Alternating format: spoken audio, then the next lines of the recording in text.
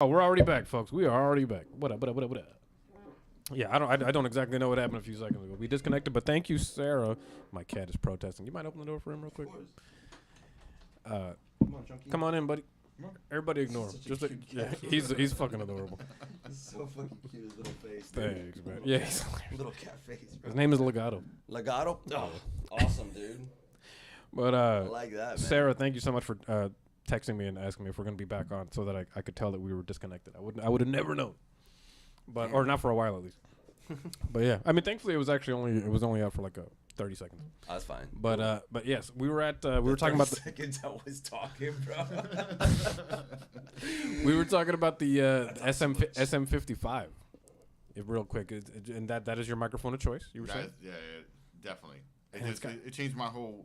I could do so much with it. I could literally. I don't have to worry about no feedback. I don't have to worry about the extra shit.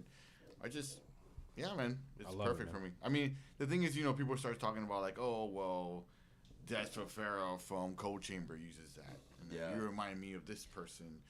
I was trying to get away from that. The singer of. I thought Cold Chamber. When you Soil. said motherfucker,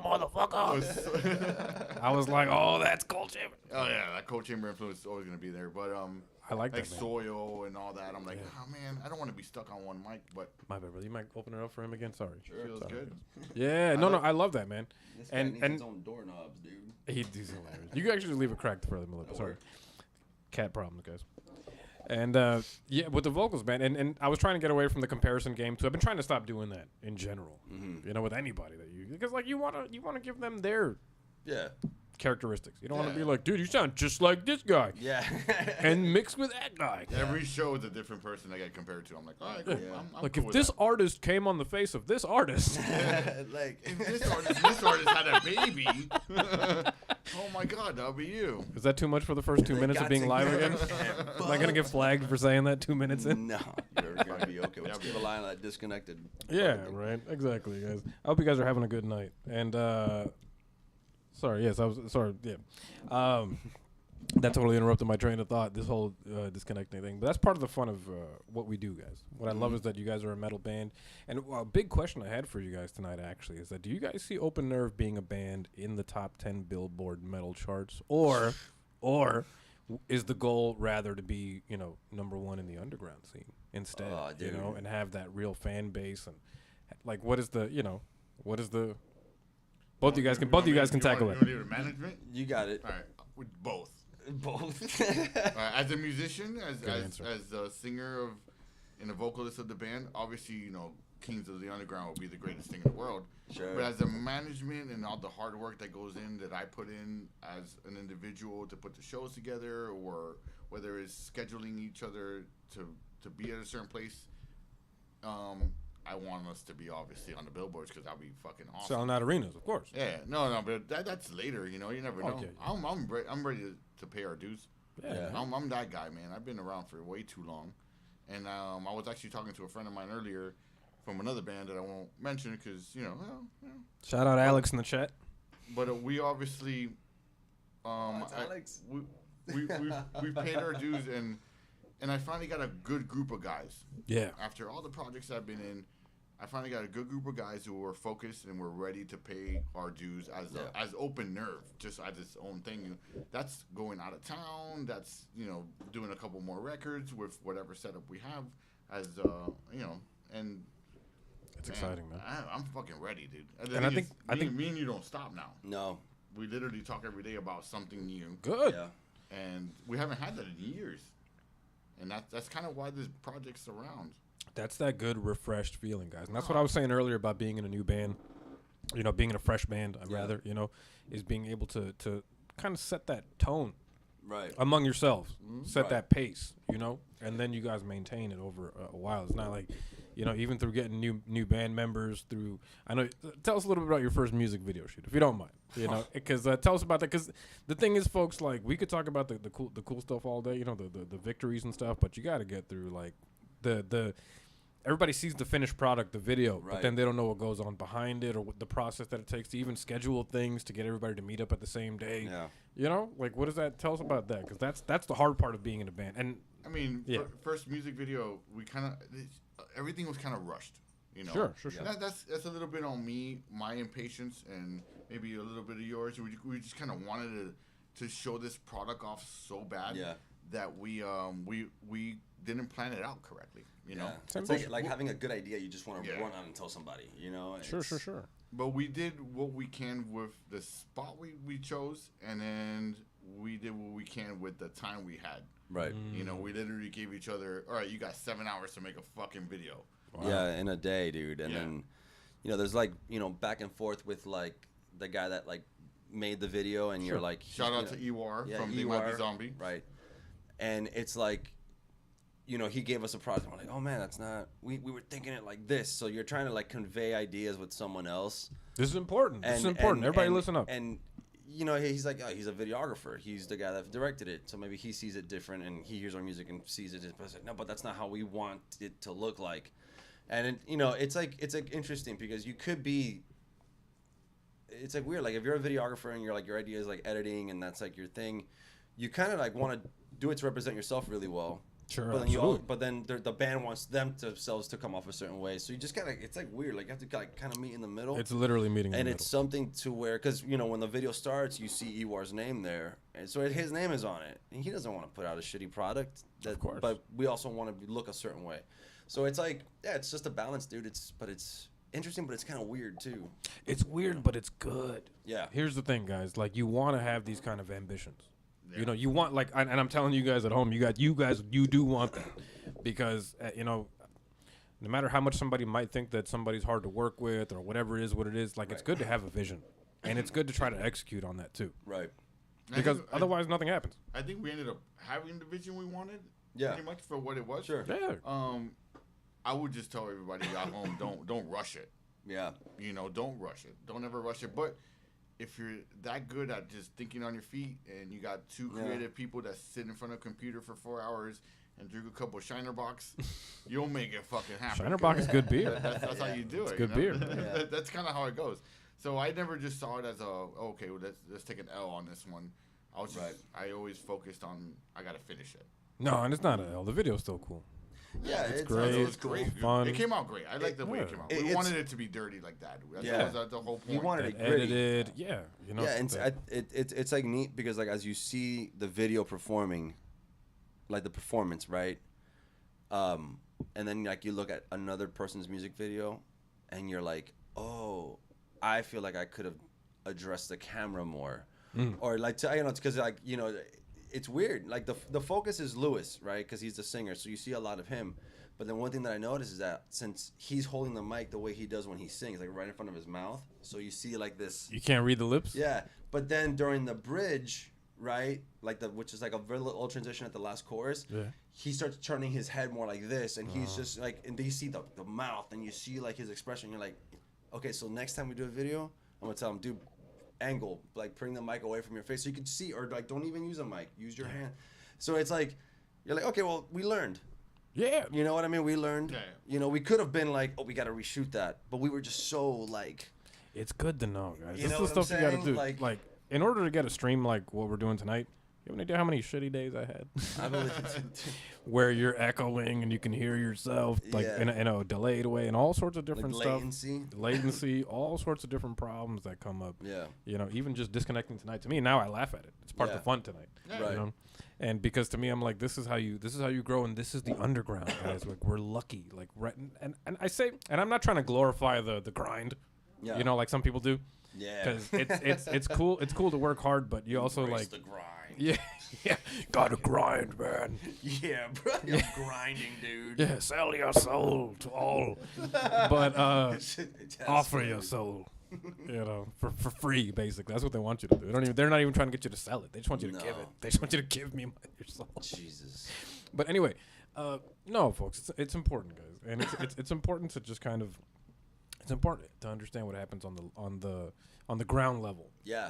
Yeah. Because the thing is, like, you could want to be be like an audio engineer, for example, right? You could want to be an audio engineer, and you might want to work for somebody like Drake, That's your goal, right? I gotta get Right. gotta get to that Drake Future, Damn, dude. Childish Gambino level. Yeah, the weekend. That's who I want. Yeah, with the weekend. That's who I want to mix for. But you know what? If you're gonna be honest, you might end up just mixing vocals for somebody who's a librarian for a day for a day job, as a day job. Who has a passion for singing, and she needs to bring that passion to life.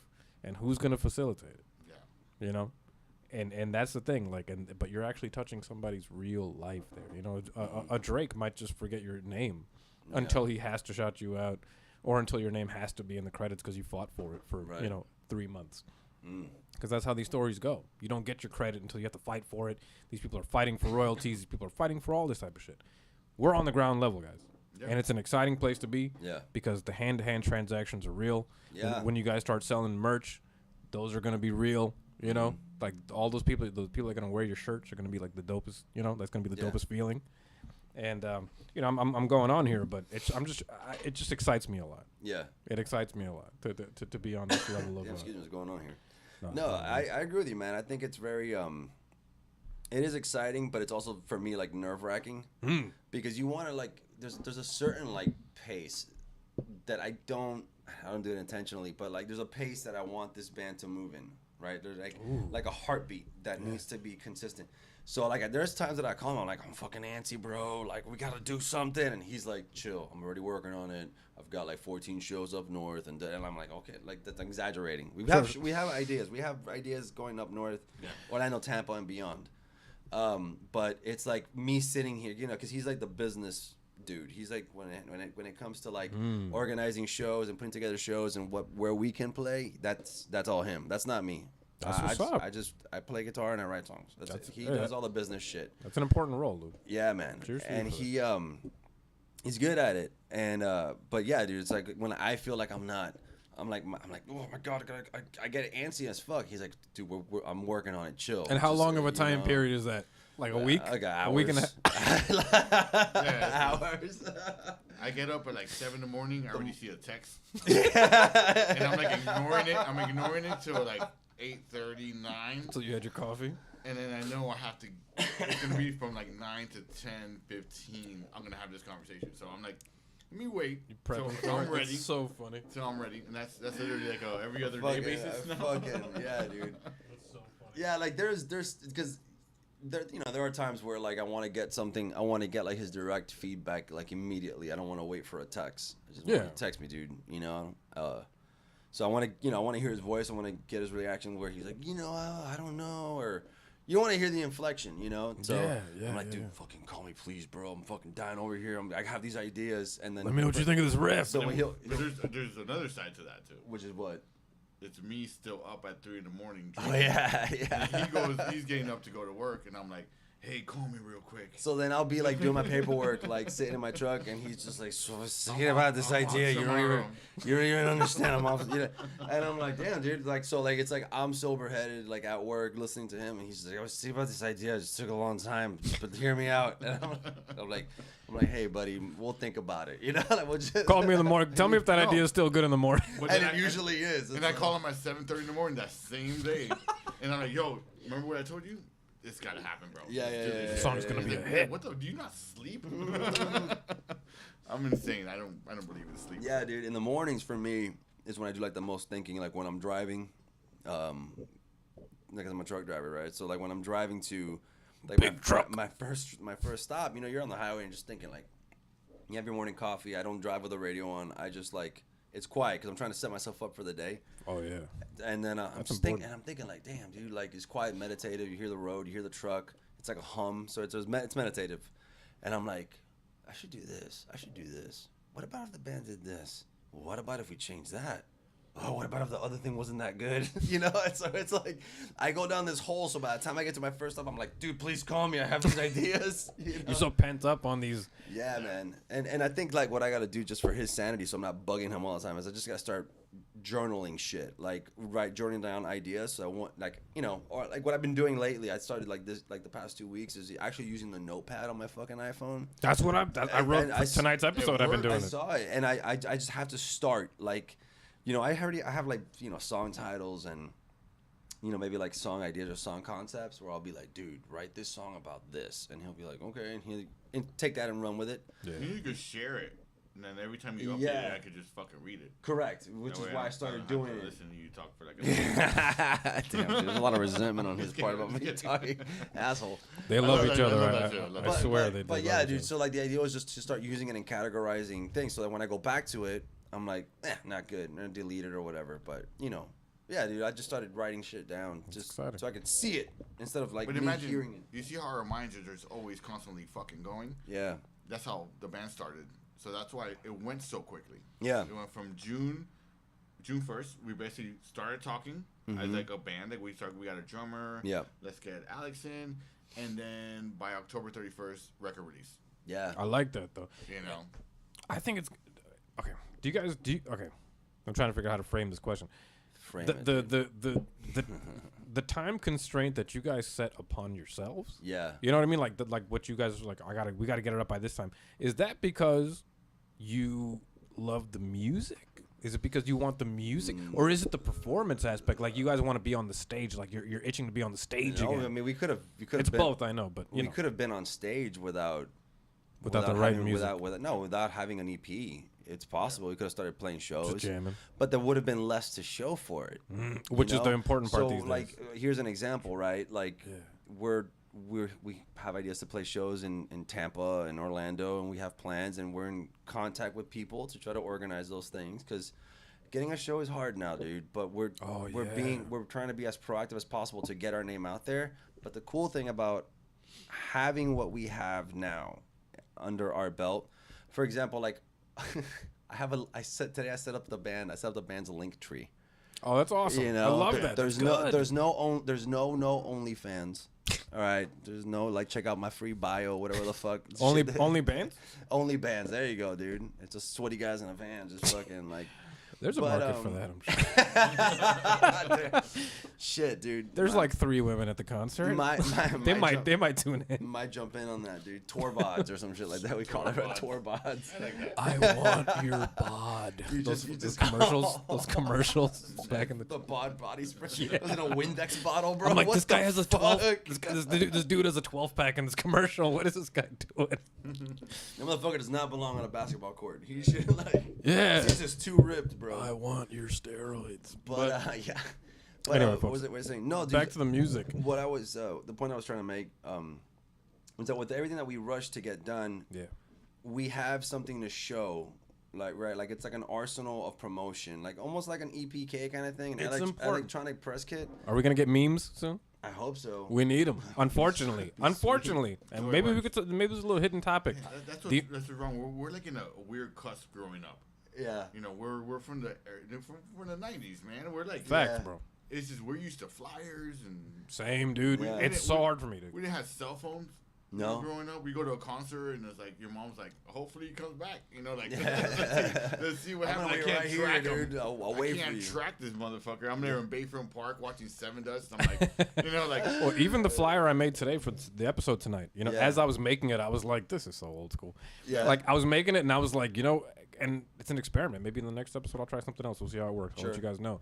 Because tonight I was doing the flyer, but then in my as I was making it in my head, I'm like, you know what? If I did a selfie video just saying, hey, we're going live at 8:30 tonight, it would probably get more engagement and more viewers because these programs, you know, these apps, that's how they reward you. When they see something that has a date written on it with numbers, there's an algorithm, folks. Like, Yeah. I don't know if you guys have ever. This is just a little side note.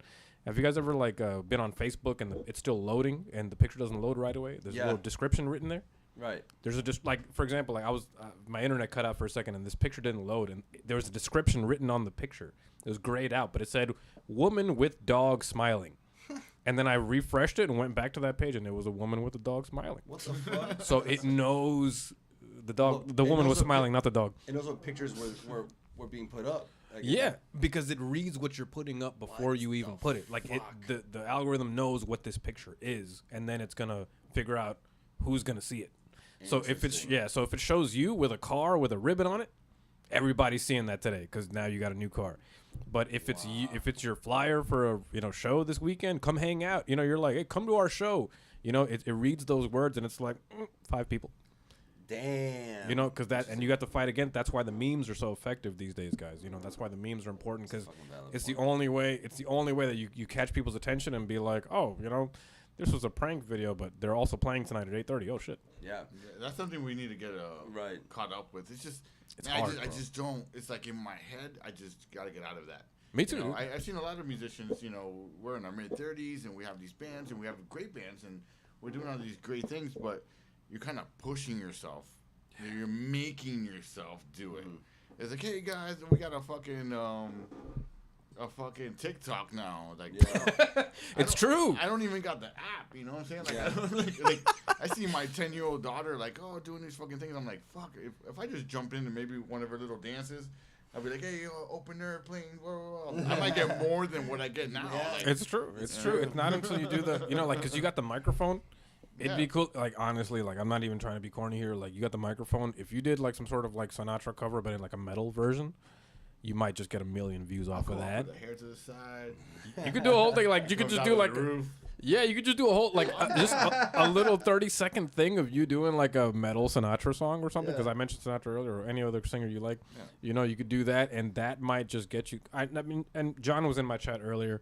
You know, and the reason I say this is because John, who was hanging out here earlier, he just put up a video that has 10 million views on TikTok. What the fuck, man? And it's him, you know, it's him jamming over a. It's him. What I'm saying? Like, I don't even got the app. But the thing is, and I know John is in an interesting place now because I know that he's trying to, you know, he uses the memes to be able to get the band's name out, and it's a legit way to do it. And it kind of happened to him by mistake. You know, he ended up jamming. You know, it's like, you know, you've seen those videos where somebody drops their ice cream cone and they're like, no, and then they take that clip and they put metal over the no. Yeah. And then he's been doing that. And that you know, every video he puts out, not every, but like a lot of his videos that come out now, 1 million, 2 million, 3 million, he's adding them up because now the algorithm knows he's that guy. It knows the image, it reads the image, so he keeps it the same way, keeps his guitar in the same spot, keeps the template the same way. It's just you gotta be smarter than the computers, guys. You know, the thing is, insane. The computers, you know, they, you know, we control them. They don't control us, and they're trying to, but we gotta always know where they're going. Being a step ahead of them, you know, which is why now, you know, I stream video games, but the next day I'm always putting up a clip of it. Yeah. You know, because the clip is important. You know, that way people know, oh, this is actually this might be funny. I should go check it out whenever he's live one day. Damn it, man. I'm a 12-pack at a time type of guy. Well, with that, folks, we're going to go ahead and put up another song. Sure, man. From the EP, and then I'm going to go take a piss while we do that. Cool, man. I'll be right after you. Yeah. So this time, let's go ahead and put up Reservoir. This is the song you guys got the video for. Yes, it's a single off the EP. So everybody go check the video out, which I would have put, but, you know, go subscribe to the channel, go check it out. And in the meantime, you guys get to hear the audio. Alex, and you're welcome. I hope he's still in that chat, dude. He's right there. I hope so. BRB.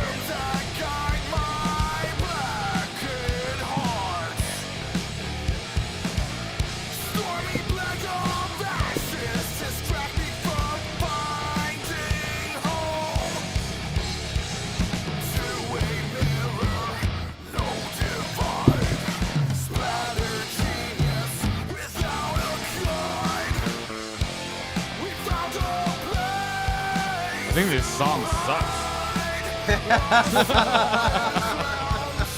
I'm just kidding. I fucking love this song. I think I sing like shit. Who's this? They made a video for this song, dude? Yingling, the best vlogger in town.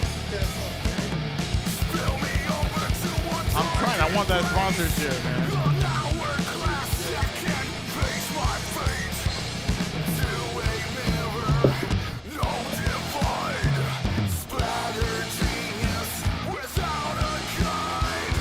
I thought it was a nail clipper.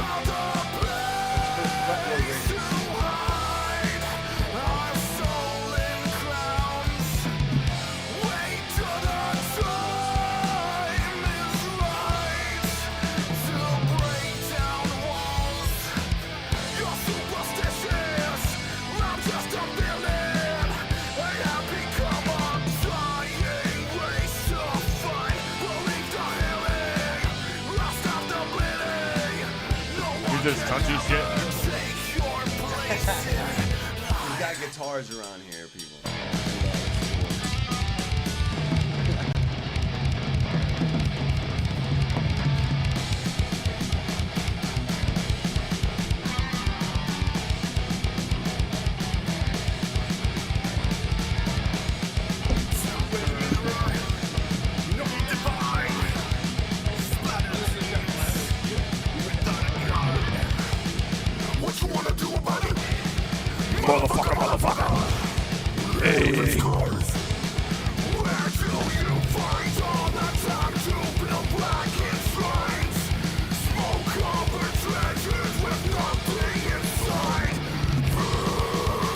We got like 10 seconds left, so might as well let it ride out.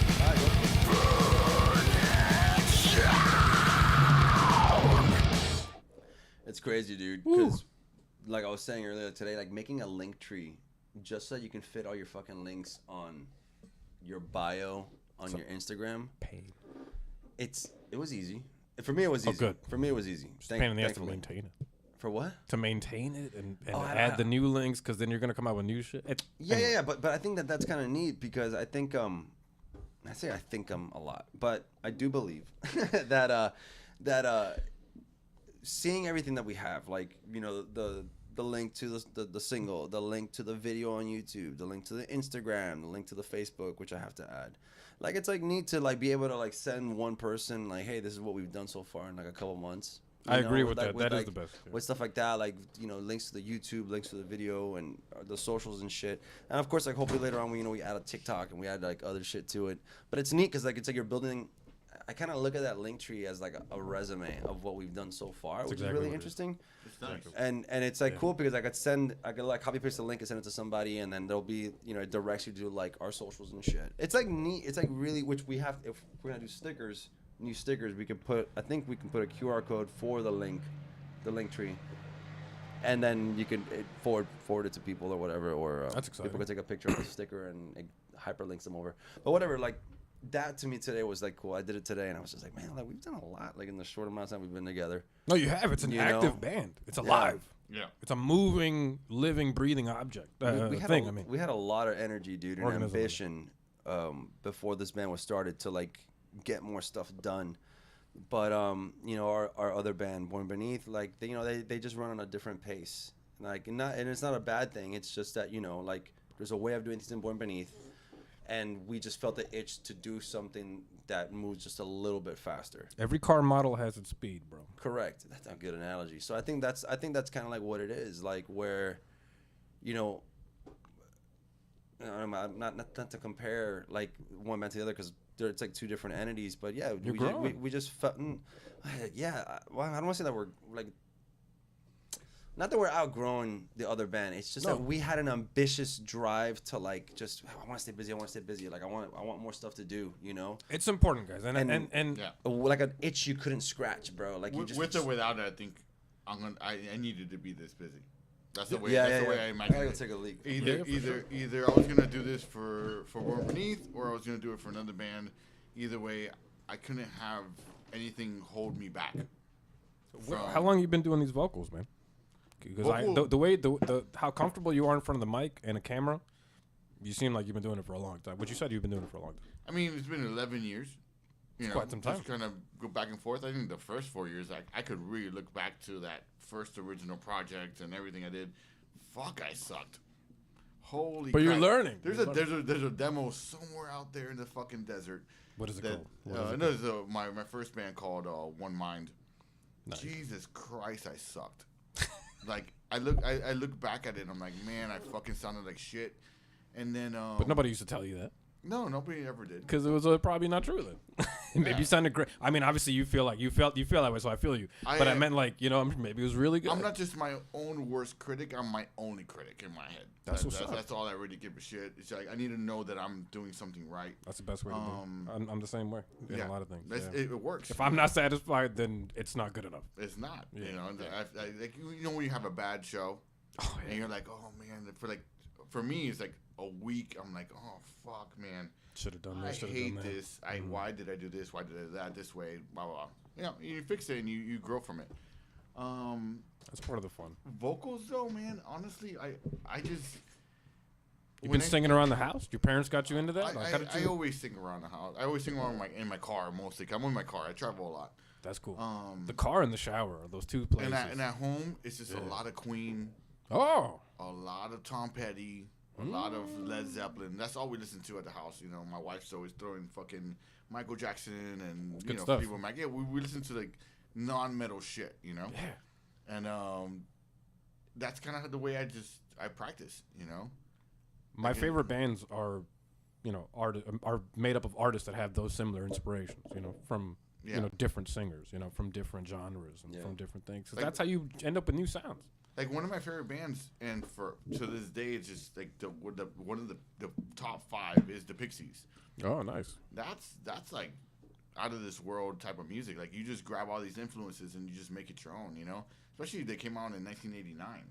Jesus. And you think about in 1989 with all the hair metal bands and grunge and all that, and you have fucking Pixies.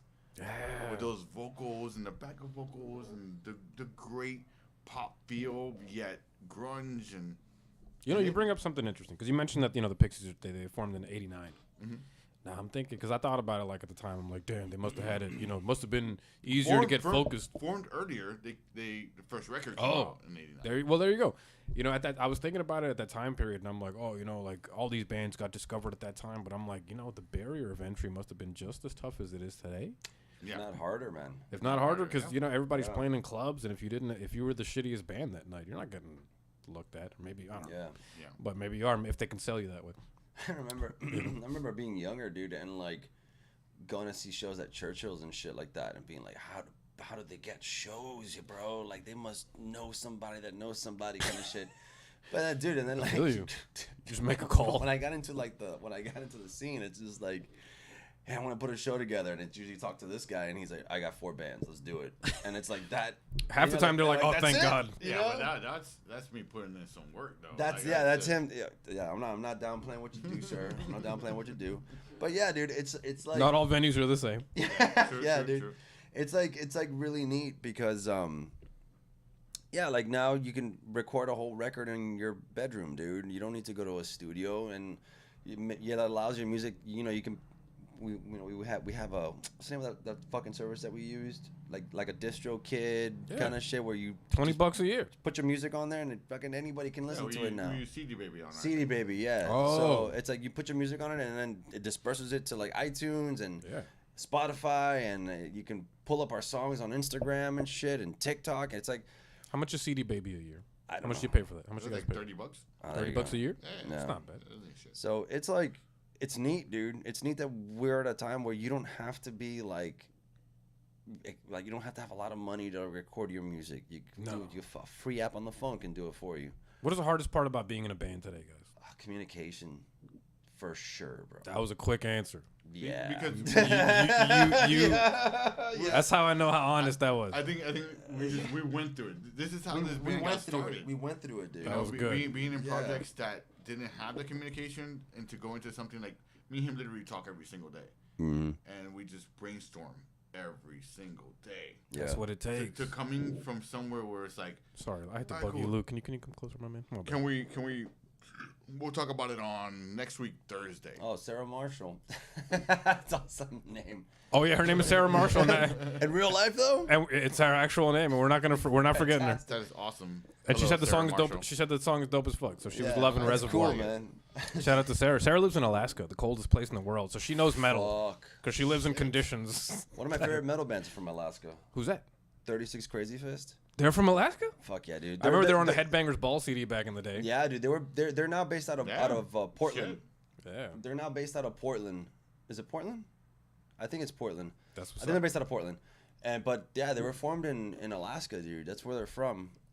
It takes frigid temperatures to make that kind of metal. Dude, that band. Yeah, man, that's different. 36 Crazy Fist is such a fucking good band because they're sent to Roadrunner Records. Sure. Right? Which has arguably one of the best rosters ever. Yeah, the biggest metal label, basically. Yeah. And mainstream. They signed up, but man, to me, they're the perfect gateway metal band. Like if you have somebody that's like, I don't really listen to metal, You can show them like Linkin Park, and that's another gateway band, or you can throw them like 36 Crazy Fists. Like, Really? It's just like I didn't realize choruses, like really hooky choruses. Great guitar playing, great, you a very just put, unique vocalist too, with the way you- like he does. 36 Crazy Fists and Linkin Park, you put them together? That's what you said? I would, as gateway bands, yes. Okay. As gateway bands. You put them in the same sentence. I don't know what I don't know. I love it. Well, No, because I love it. Linkin Park.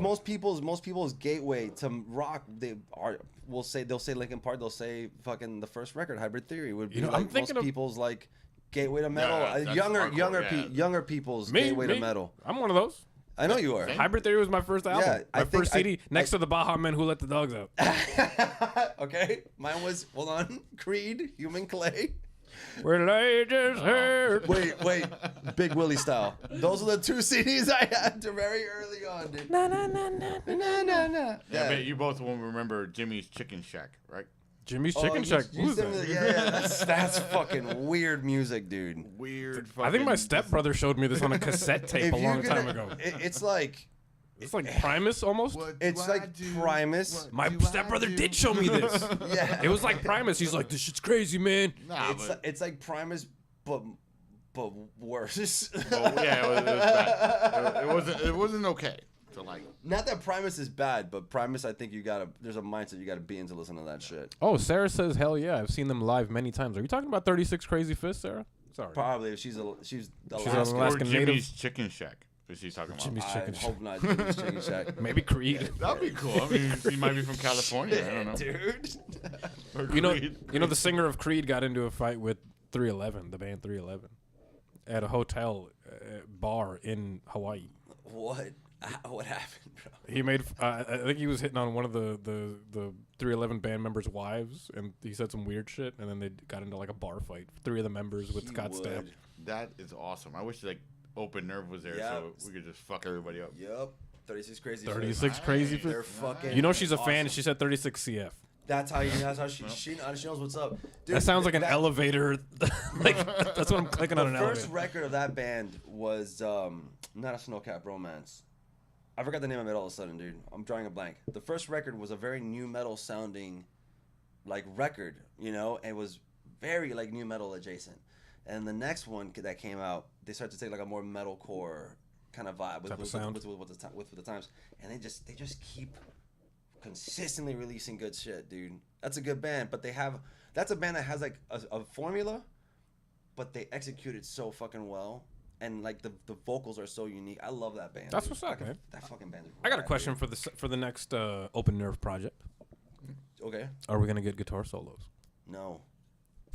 Yeah. Not at all. Yeah. There's a song with the guitar solo. Yes! I make fun of him a little bit. Thank you. Because I'm like, he's so good at it, Oh but my just. God. It's such You a don't new- like the it's- solo, it- Danny? No, I it's new hate solo. territory. I hate soloing, dude. It's what? It's new territory. It's new him, territory. I don't so. like soloing, dude. I fucking hate it. I've always considered myself like a really good rhythm. Not a really good. That's too cocky. I've considered myself No, a you're good good. rhythm, You're really good. rhythm guitar player.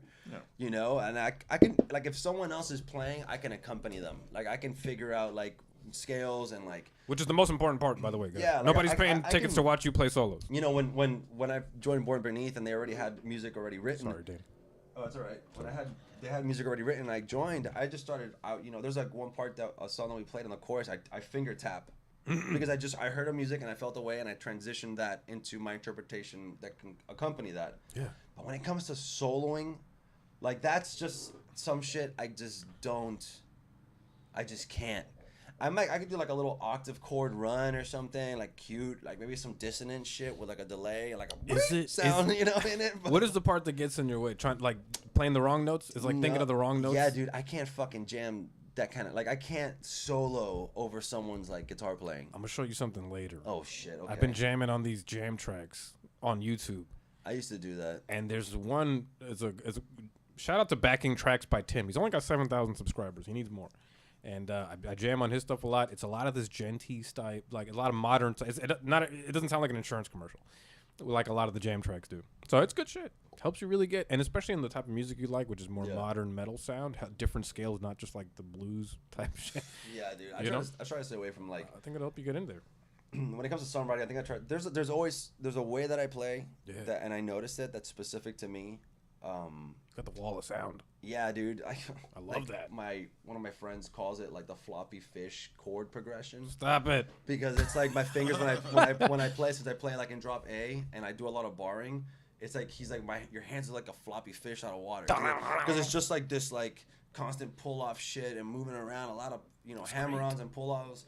That's like the way that I play. That's the way that I like to like ride around. So there's definitely like I guess slippery technique. Slipping and sliding. Yeah, dude. Pulling off and doing these things. Yeah, That's good. That's what you need. Guys, if you ever look at Slipknot back in the day, playing guitar, it's a lot of that kind of stuff, That's a lot where it comes from. Oh, really? That's where it comes from. Yeah, man. It's from Slipknot. I love Mick Thompson, except one thing he said. Well, I agree like 50% with it. He said, I was reading a Guitar World interview with his in middle school back in the day, and I was like, oh man, Mick Thompson, Slipknot, let's hear this. Was it when Iowa came out? It might have been. And they had the silver masks on the cover. Was it Guitar World? Yeah, and he had his he still had his BC Rich. The red BC Rich. Yeah.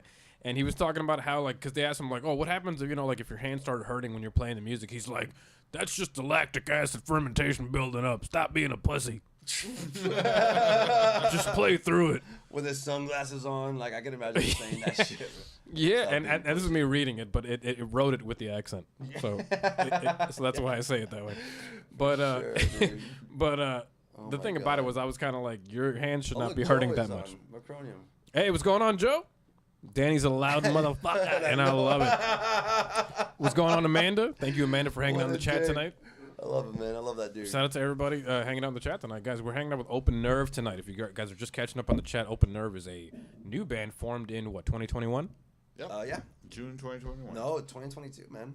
2022? It was last year, dude. We're already in January. The last 2 years of my life has been insane. As he cracks open a beer. I don't remember anything. Beautifully. I don't remember what happened at all. Was it June? This shit. It's been a long year. Anyway, I don't remember shit. What band is this? What band we doing this right there? Shit. I'm going solo. I got a solo record coming out in October, man. Man, this is glad I could make it. Glad to have you here, to be honest. And tonight we're hanging out with these guys, and it's a great time. We are learning about their music. They just released an EP. When was the EP released, actually? Halloween on the 31st. Halloween. Yeah. Cool. See, like, what's funny is like nothing's planned. So It just happens, though. Like Limerence. I literally was on CD Baby. I'm like, you know what? That intro needs a name, and I just did it. I didn't ask nobody. I just did it.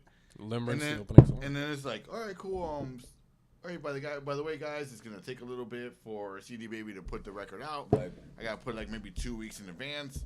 Oh, wow. I'm like, Halloween. Like nothing's organized. We're organized when it comes to writing. We're super big on like giving ourselves select dates that this has to be done by this day. This has to be done by this. By the way, with this day we have photos. A lot of it is me. Yeah. Once you agree, we just do it. Right. Yeah. And then besides that, it's just like a free for all in my head. But Yeah. I'm very organized in my head. I do a lot of different things on a daily basis. Yeah, so. especially if you're doing the management So portion of the... And then on top of that, I run a fucking multi-million-dollar restaurant. Really? And then on top of that, I'm about to have my third kid. Whoa. And I just can't. And you know what's funny? The reason why Strong shoulders, dude. The reason why I say that is because I don't know why I want to jump into this. I was actually thinking about this. We're here for this. We're here for this. So I'm like, man, okay, so I've dealt with a lot of musicians, and I've dealt with a lot of friends and whatever. You have a child, and then I know it's hard to step away and not be able to do the music, or you want to do you want to be home. Obviously, you got a child. Instead, my stupid, crazy fucking ass, I'm about to have my child is due in 3 weeks. Oh. And I just jumped on 2 more projects.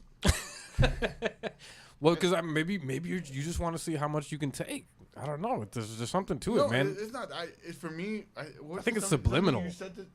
I think it was you that said something to me about the music that you create and the things like the content you leave behind is your. It's your legacy. It's your Yeah, legacy. dude. Like that's you living. That's immortality. That's how I live, man. In my head, I'm like, so right now I have a project with a friend from Colombia. That's 4 tracks that I'm about to do. Wow. And then I got a solo record I want to do, which is just a bunch of covers. I got the Born Beneath thing that's in its own pace. Mm-hmm. And then I got Open Nerve going on his second EP, and we plan to release our third EP before the year's over. For sure. And I'm about to have my third child. That's exciting, bro. I don't give a fuck. No.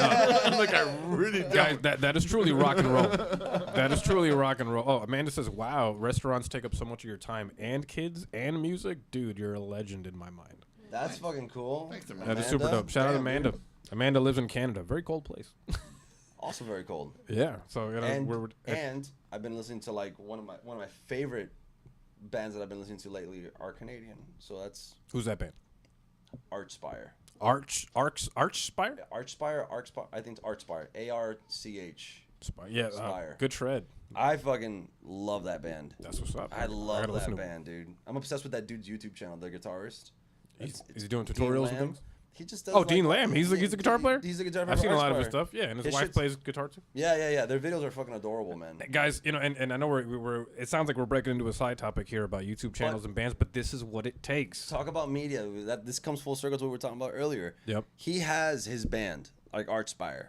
He's a bigger YouTube sensation. However, his YouTube and his Twitch and his streaming is like another job that he has too. Yeah. But that's how he advertises his band. And the cool shit is that he'll live stream himself playing along to the songs that I like on the album. Oh. So it's like once a week, not so much now because they're like doing production with like a new video, and they were on tour not too long ago and getting ready for tour, and they're writing their new record. So he hasn't been on as often, but when he was on often, it was every fucking Wednesday, dude. He was on live for 2 hours. I would save the video, watch it like on my day off. Then just watch one of my favorite guitar players just like shred 4 or 5 of his songs for 2 hours. A lot of people are doing that now. I wanted to ask you guys. I love that shit, man. I wanted That's to awesome. ask you guys 2 things about technology. I'll go with my first question: is are we ever going to get a live streamed concert Bro, I would from Open We Nerve? Of talked course. about it. I don't know if I would want to do like a live streamed concert, but I did want to put out live videos, dude. What don't you like about the live stream concert? I mean, it's doable. Oh. If it's just You just rather be in front of people? It's just expensive. Yeah. Well, no. I mean, I don't know. Now you got me wanting to help you. So you Down. want to do like a whole production type of thing? Or? No, man. Like another one of my favorite bands is Fit for an Autopsy. I really love that band. Fit for an Autopsy. These names are just amazing. Yeah, Fit for an Autopsy is awesome. That's a band that took me a little bit to get into, you know, because they have such a long fucking name that you Fit for an Autopsy, Thy Art is Murder, you know, Sky Eats Airplane, like all these not that they're the same genre. Very but similar syllable Guy count. Eats Airplane? There's a band called Sky Eats Airplane. There is a band called But that. they're- Good but- name. Yeah, dude, but like it's like these bands that have like these long names. I was like, you know, fuck those bands. It was a thing. Fit for an Autopsy though is one that I recently got into. I just want to name my band Stretched Testicle. Just call it Hurt. Yeah, and when you want That's to, what it sounds like. And when you That's a huge transition. Her. and when you want to, and when you want to add a syllable, stretched, Stretch it, stretched testicle. and then add the in front of it. Yeah, it sounds like wretched. I love it. Yeah, the stretched testicle. The stretched testicle. What is it? It's my dance black metal project. It's my it's like The Weeknd, but just a little different. Amanda says, "Oh, they're out of Vancouver. Right on. Oh, Yes, she knows they about are. Archspire. That's what's up." Yeah. Dean Lamb, and you know the reason, as far as the band members of Open Nerve are concerned, you know, are you guys doing anything on separately? It's okay if the answer is no. Are you guys doing anything separately to kind of raise the profile of the band, much like what's going on here? Maybe it's a year to get into that kind of thing. Sure, but is that something on the horizon? You can go ahead, dude. You can answer this. I think I'm gonna be probably the most busiest this year. You said you got a solo project. I got Covers. I want to do a covers album. Can you give us one of the songs? Space Lord by Monster Magnet. Space Lord by Monster Magnet. I have not Random heard. as fuck, I know, but it's just That's it is cool. what it is. what's Then up. I have a guy from one of our friends from Colombia. He wants to hire me on his record, and he has his music already set up, lyrics set up. I just gotta kind of jump in and kind of just finish it out for him Is it going to be in English or Spanish? in English. Okay. And dude, it came out great. Actually, Alex is on the album as well. That's what's up. Besides- Lennon. Shout out to Lennon, South America for their appreciation of metal. No, the way he speaks They about appreciate it, metal. you know, he's over there in where's he? At? He's in Medellin, I think. Medellin. Yeah. Which is South America appreciates metal, dude. which is really. You know, fucking I awesome want city. him to Yeah. have all that. Like I don't care about money or nothing off of it. I just want him to have that record. It's all his music, all his lyrics. I'm down to throw the vocals for it. And then you got Born Beneath. Yeah. Absolutely. And then you have Open Nerve trying Hell to yeah. do 2 records in the next, Yeah. for 2023. So here we are. That's exciting, man. I'm gonna stay busy, man. I don't. Hell yeah. That's my whole thing. I don't understand why people Nah, dude, walk and away from things sometimes. it's weird because like we have like really crazy schedules. Like when we picked up Oni, our new bass player, like after Alex moved, Yeah. Oni was just like, oh, I hope that like I know you guys are like dads and stuff, and you guys are married, and like what's your schedule like? And I'm like, what the fuck are you talking about, bro? Like he's like, well, Just let me 'cause, know when you you're free, dude. Yeah, because how often you guys get like, well, dude, we're here every week, bro. And I guess like it was him inquiring like, oh really? Because like I've jammed out with other guys, and like their schedules are so wonky, and it gets in their way. And it just so happened that like the schedule that I have is just like the members of one of his other projects that he jammed out with. Because you have the same schedule as this dude, but like you're doing like the same, like you don't pass up. I'm like, no, dude, I know that there's a certain day, and regardless of my schedule at work, there's a certain day that we gotta be here and we gotta get shit done, and I gotta look forward to it. I wish we could do 2 practices a week. That would be sick, just to keep us going and keep us motivated. Because I write so many songs. Wow. I have like, if I show you my recorder on my phone, it's just full of files of just ideas, like 1 or 2 minute ideas. That's what's up, man. And they just constantly like churn out. So it's like for me, I just can't just sit there, write all these songs and go, okay, we're practicing once a month or some shit. Like I wish we could do so much more practices, dude. That's cool. I like your writing process. Because like to write down all those ideas, I'm so different when I write my own stuff. Yeah. Like I walk around with ideas in my head all day. Right. But it's not until I sit down with a guitar that I'm like, what's gonna be played is what's like distilled through all that. You don't hum shit into your phone? I try to once in a while, but it never works for me. It's only when I hum the melodies that really stick with me for a few days that I realize that's the one. Does someone have to get your recordings and go, check this part out, bro? Like, this is how you get into it. You're like, I'm into my I need own somebody idea." else. Yeah, exactly. I need somebody else to motivate me into Hold it. on, bro. This is really good. Let me tell you why. It helps. Amanda says, I don't know lots about newer metal. I'm kind of learning because I have friends in the industry. Been checking out Gizmachi and Byzantine. Cool about that. Byzantine is awesome. Yeah, Byzantine. Byzantine's fucking rad. I think they're from Virginia, dude. Oh, I think so. Somewhere up there, West Virginia or Virginia or something. They're fucking Byzantine's sick. Lamb of God is from Virginia. I love them. So Yeah. there's a good sound there. What I love about that is that there's bound to be some sort of southern edge to the music because of just the environment. And that's fantastic stuff. I love that. dude. I love the blues. So if I can get a little bit of blues here and there, I'll take it. And it's another reason why I gravitate towards your vocals. It's got that kind of southern charm to it. Would you say that it's almost like a Phil Anselmo thing? Almost like I don't listen to enough Pantera. I wish I did. I was fishing for the compliment. Lamb of God is the band that when I was doing my gutturals and I was learning my gutturals and I was learning how to do my breathing techniques and all that. The art of screaming. Yeah, art screaming. The zen of screaming. The zen of screaming. That was the main that's thing. what it is. But what I wanted out of it was I wanted people to be able to understand what I'm saying. Yeah. With in top of the heaviness. That was really important to me because everybody sounded the same. Like the only motherfucker that I allow to do that now is the guy from Slaughter to Prevail. Oh yeah, Alex Terrible. Dude, that motherfucker's gutturals are insane. He sounds like a. When you hear What is the it, band? It sounds like Slaughter to Remember? Slaughter to Prevail. To Prevail. To Remember. I think that dude. That dude. Yeah, he sounds like he has this. His vocal is insane. He sounds like surgery footage. And now I'm working on it. Yeah, you know what? Yeah, dude, he sounds the way surgery footage looks, bro. like an animal, like a really vicious animal attack is what he looks like. God. But he has this like thing, and when you hear him sing like not on a microphone, it sounds exactly the way you hear it. It sounds layered because of how dense his voice is. That's amazing. That's a talent, folks. That's my next thing. I'm just gonna add it to my fucking repertoire. Bro. Everybody at home that likes to yell at their friends and family, pick up a microphone. Yep. Now you can make money off of that. Yeah. It's there. No, I'm kidding. But to be honest, no, it's pretty amazing. And vocals, guys, is a world that a lot of people are too afraid to step into. Dude, recording this record for him, he had moments of insecurity in it. Really? Yeah, dude. Tell us about that, Luke, please. I didn't think I was gonna do these mids and these cleans, and I come from the Born Beneath Is this for Deloused? The intro of Deloused? There you go. So you did your homework.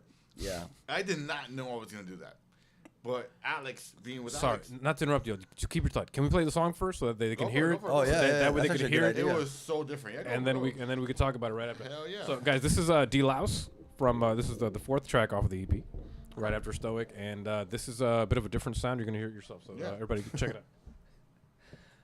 Isn't it cool that we can just go like, oh, we have a song, and then you can just play it. Oh yeah, The resume. I'll be right back. I love this song. Anybody good?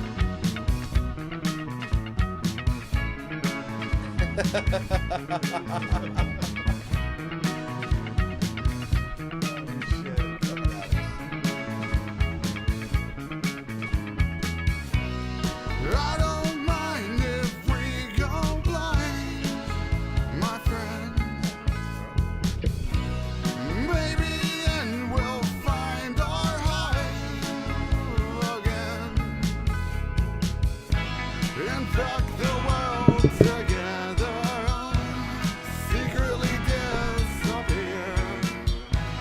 Store the world together, only have us to fear the night.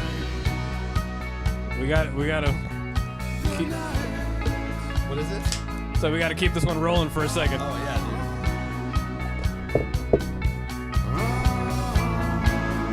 Hey. Then you wake up in a panic, run into the ones you killed.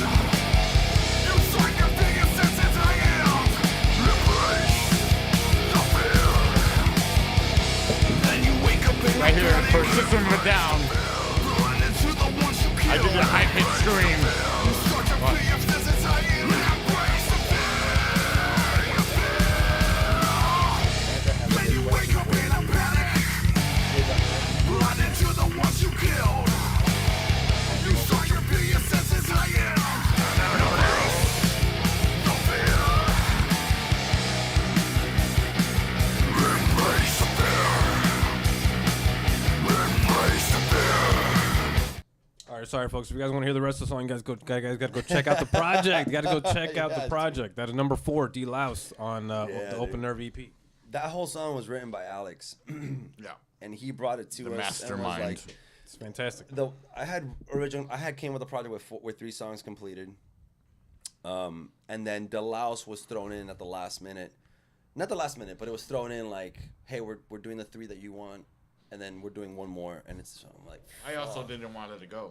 And I was like, fuck, we're doing 4 songs, and this one and like the beginning is not. I would have never written anything like that. One of my questions Because in my my- notes. My brain doesn't work in contextually In that world? in that kind of music. It just doesn't. One of my questions for my notes was, how did the song end up on the album? and then the song changed up halfway through, and then I was like, oh, because if anybody didn't get a chance to catch the lyrics, this is waking up from a dream. I suppose you're having a dream, and then you kind of Pretty much, that is the it's the idea. Tell us about that, it's, please. It's two bees. yeah, sorry brother, come on man. It was 2 bees falling in harmony. Two And tr- bees. 2 bees. It's a hive that you're trying. You meet up in a hive. What no up, Tommy? 2 bees end up in the same hive at the end of whatever they're doing. Whether it's just the moving around of time and people and being lost in the situation. That's kind of what That's the an story amazing concept. It's a weird. I don't write about my own stories, dude. I really don't. There's How did you find yourself in these worlds? Like, how do you because I mean, do you want me honest or? yeah. All right, so a lot of Don't lie to it. Voodoo Ranger and A lot of what? Voodoo Ranger. It's an IPA. yeah, I was about to say the beer. I was gonna say The beer. The beer. What's Yeah. up, Voodoo Ranger? Give me my sponsorship. Call us, please. And a bunch of Yinglings, and it's just I get caught up in my own head. It's just about bees in a hive. Wow, dude. That's all the song's about, and no bee stays in the same hive. Is that mentality of like, you go out there, you're around all these flowers, and you're out in the world, and then you just end up in another hive. Wow. And the song starts off as 2 bees sticking together. We're gonna do this, and then it ends up as in you're alone, and now you're in a new world. Dude, that's such an amazing concept. And that I really like that's that. all it is. I really like that, man. And That's then, creative. And then delouse is just basically to be unfleed. That's what it means. Oh, I didn't look that one. I get that. That's amazing. Yeah, because so. I remember the intro of Stuart Little started out with the louse. Tommy says, "Yo, what up? Twitch is working for me on the road." That's cool. What up, Tommy? Thank you for joining us on the road, my man. I was going to say, what's up in the YouTube chat? I don't know if you guys. I didn't see it earlier. Macronium was in the YouTube chat as well. Yeah, man. Macronium is definitely hanging out. Shout out to Joe. Yeah, man. You know, you guys got some experience together, jamming out, playing shows. Yeah, having me a and good time. Joe, dude. Me and Joe go back like shit, years, dude. Same here. Years. Yeah. You too, man. That's cool. You go so back since I'm jealous. We go back, dude. I love Joe's voice because it always sounds like this, and he's just always saying some fucking shit about some fucking thing. You know, this one time I got my urethra and I gaped it, like, and you're like, what, dude? He's like, And I do it again. and it never went back to normal. I love Joe. Joe's one of those people like Joe. We're gonna be on the show. We're gonna do another episode soon. Joe's great. Dude. We still need to do an episode. He's Oh yeah. Me and him just. I want to sit down and talk about like Just things. what it was to for 1 second own the fucking scene. that was fun. Macronium, Born Beneath. It was just, and I was running. You know, I was not running. I was putting all these shows for Churchill's. I think me and him should. Yeah. Yeah, that'd be a good. That time. was a great I'm ready. moment. It was like what, ready like for 8 months to a year. It was all 2018. All of that. Macronium, for anybody that does not know in the chat, Macronium is a band, a local band. I don't know if they're on hiatus. I don't know if they. Well, I know there was a farewell show. See, dude, that's fucking. I don't know if anybody can see the chat, dude. but Fucking Joseph, dude. it does say Danny spit in my Yeah, dude. Like, Macronium. my asshole. Macronium, unfortunately, bro, was a victim of the pandemic, bro. Like, yeah, I hate to. Say it ain't so. I hate to fucking blame on it. Like, blame. The thing, like. Lincoln's beard. Wait, Oh, fuck. what happened? That was my fuckery show. That metal show at Lincoln's Beard with Macronium was fucking epic. Hey, shout out to Tommy. Tommy was there. My buddy Tommy. He was at that show, and Yeah. he always mentions how impactful that was on him. Like, Yeah, he dude. he never forgot it. Like, I've known Joe for years, dude, and I joined Macronium in 2017. Yeah. And, you know, we did. 2017 was awesome. 2018, dude, it was always like, it was one Born Beneath, Macronium at every show. God rot. And God Rot. And guys, you know, the thing is, in the chat, we've got a few people from outside of Florida tonight. And guys, what we're talking about tonight, just so you guys are with us, this is the local scene.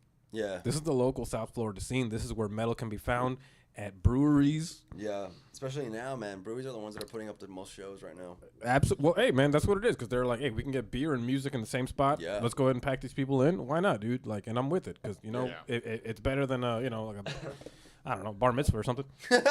You know, it's like, I'm hey, down to do a bar mitzvah. that'd be I fun. don't give a fuck. That's the next video right there. This band is That's- doing so well. Oh, we dressed up. Yeah, but sorry, man. God, turn the speakers down, please. Danny!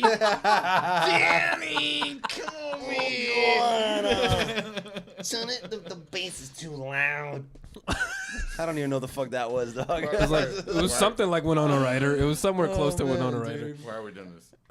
Amanda says I had to come over here because I felt left out. Oh, that's a well, bummer. thank you for joining us on the YouTube front. You know, we got all sorts of chats coming from all sorts of different places. Is the chat not up here? Give me a second.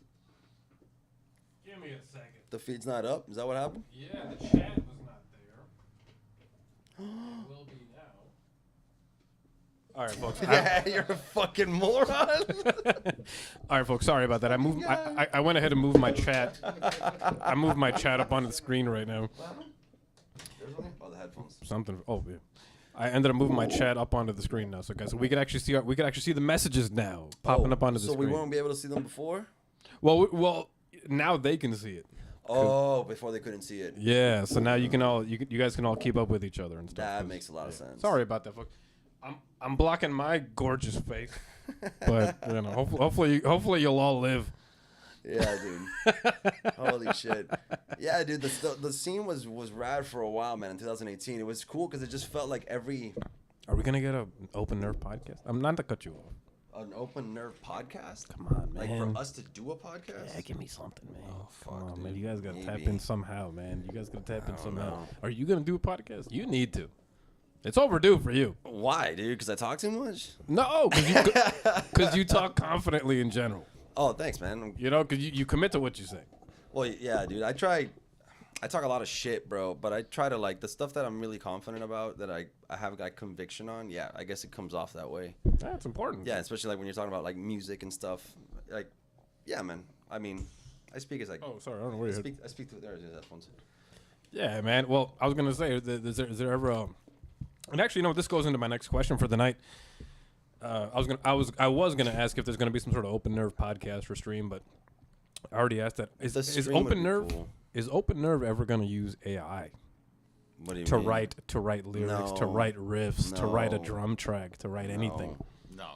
No. To make album art even? No, man. Nah. No AI anywhere? Dude, no. And I'll tell you why, dude. Like, Tell us, please. there's okay. So first of all, no, fuck no. Like, everything's gonna be.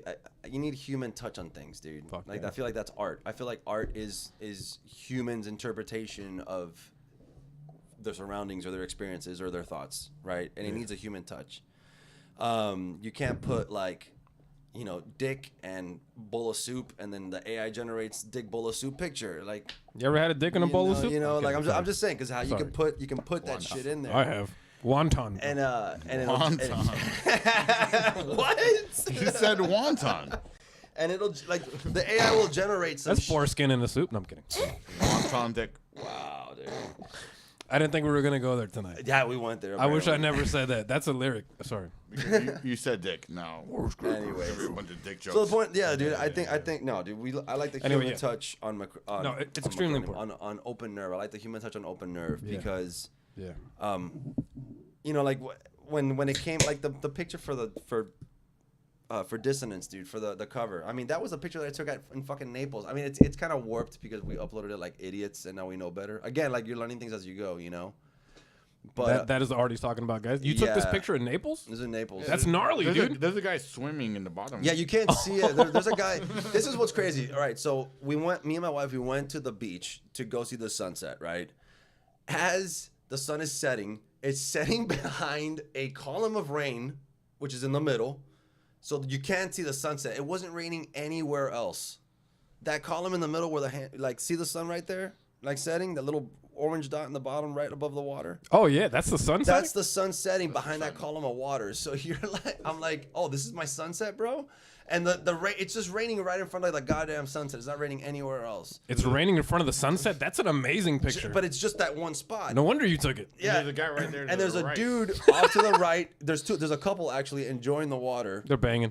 And the water's choppy as fuck. There's a storm rolling in. Wow. So I'm like, yeah. Speaking of dissonance, like, just the sunset covered by the clouds and obscuring the view of the beautiful sunset, and then there's people swimming in choppy water. It's just like, it's an amalgamation of random shit that I just caught, and I'm like, that's interesting. I guess I want to use it as an EP cover. But plus, I'm a sucker for, like, the sound, like, ocean themes and shit, which is why Limerence has, like, that ocean wavy sound. And Yeah, I thought about that when I first heard the song. I heard yeah. the beach roll in with the pelicans in the back. The idea for that was based on the cover. Yeah, Like, absolutely. I told Alex, I go, hey man, can you do an intro? And like, he's like, yeah, I could do an intro. I go, but give me ocean sounds. Well, you know, for everybody... 30 minutes later, he's like, done. And I'm like, fuck, bro. Well, you know, for everybody in the chat tonight, you know, we live in a tropical environment. We're right by the beach, and I know, you know, a few people that live a few people in the chat tonight. They live in colder environments, you know, a little further away from the water than they might want to be. And the thing for us is that as much as it sounds like a very chill environment, a very relaxed type of, like, you know, fun and thing, it's still a very dark place in its own way. Yeah. And, you know, being out to the beach, you know, it almost seems like a little getaway, but it's also another void in itself, because you look out into the horizon. Yep. And you're just like, man, this is like endless water. How deep does this water go? Yep. You know, like what stories do these waters tell? Yeah. It turns into a whole thing. Joe Rogan, when I used to listen to his podcast a lot, he said that he used to live in a house that was on the water in California. And one day he got like super fucking high, and he had like a master bedroom that like had like that glass that went all the way around or some shit like that, or like Sure. a patio area that faced the water. So he went out there high as fuck, fucked up, right? And he just stood out there, and he said that like he described looking out into the ocean where there's no lights, just the moonlight. And, you know, the lights in his house, I guess, were off or whatever. And he just saw the ocean for what it was at night. And he's like, it fucking scared the shit out of me, is what he said. He's like, It is scary. He's like, dude. it scared me. It's just a black fucking void, and it's at my doorstep. And, Dude. and out there's a completely different world. I'm sure you guys can relate hanging out at the lifeguard little huts, you know, getting drunk and stoned out in the lifeguard huts at the beach. Oh, late at yeah, night. by South Point and Eden Rock and Yeah, shit. you know, late at night, folks, that's what we do. Like out Shout here, out like when Eden we want, Rock. yeah, when we want to hanging hang, out in the marinas and shit. Yeah. things like that. Yeah, dude. I'm literally 10 minutes away from the ocean where I live. Oh, yeah? So. Yeah. And what's up. no, it's the worst. Fucking hurricanes and shit. Yeah. It's just water, bro. Just Amanda says no, water. but I've had clam chowder. I don't know what that's The related to. wonton soup reference. Oh, the probably. wonton. Oh, which now her wonton. Dick on soup. I've never tasted dick, but I imagine clam chowder's close. Yeah, but now her clam chowder sounds like an innuendo, dude. Yeah. I imagine. Tommy says I've actually performed at a bar mitzvah once. Oh my! Were they? What songs did you play, by the way? And Amanda says that's when the shark rolled in. Well, we don't have a lot. Once in a while, the shark will roll in. Didn't we just get a great a killer whale that just popped up on shore out here? Down here, I don't have no idea. It happened like last week, and it's like obviously it's very rare, but yeah, we did get a beached killer whale. Did they capture it and put it in? Amanda admits it's a total innuendo. I wish not. Fair. Total innuendo, by the Well way. played. Oh, But then yeah. wait, is it the red clam chowder or the white clam chowder? I don't mind chowing down on some clam. Is that it? Damn, dude. I'm kidding. I'm sorry. He's not. No, This I'm had not. nothing to do with open nerve, by the way. That was Well, You're right about that. Open. that was many- all him. Well, how many? Yeah. Well, don't women are always like, well, listen, the clitoris has like 100,000 nerve endings. That's all open nerve, by the way. We support that. yeah, It's got 200,000 the clitoris nerve is endings. not a button. It's on the sides. It's a whole thing, and you're like, It's wow. You're you like, hold just on. gotta find it like, It's like- you're trying to find it's your like- soul. It's like that video of this fucking kid. I think it's staged, but I remember watching the I hope it video. is. I have to watch. It's like, kid? I say kid, but he's like in his like late teens. Oh sure. Late teens, maybe early 20s. Mm. And he's talking to a girl. I guess it's his sister or his girlfriend or some shit. The story keeps getting weirder. And he goes to this girl and she's like, they were laughing at something and she says like, oh, I'm gonna pee because she's laughing, right? And the guy's like, wait, how can you pee if you're on your period? Oh. And everyone like stops and goes, what the fuck, bro?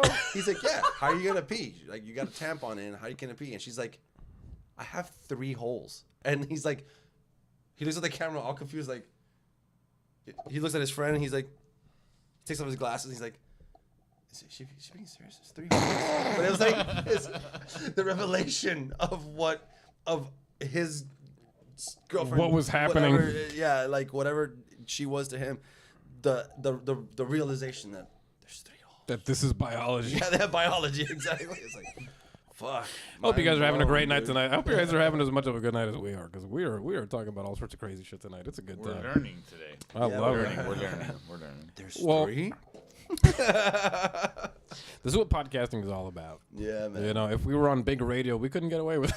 Nah, man, fuck. And I think that's why that whole radio shit is played out, bro. It is.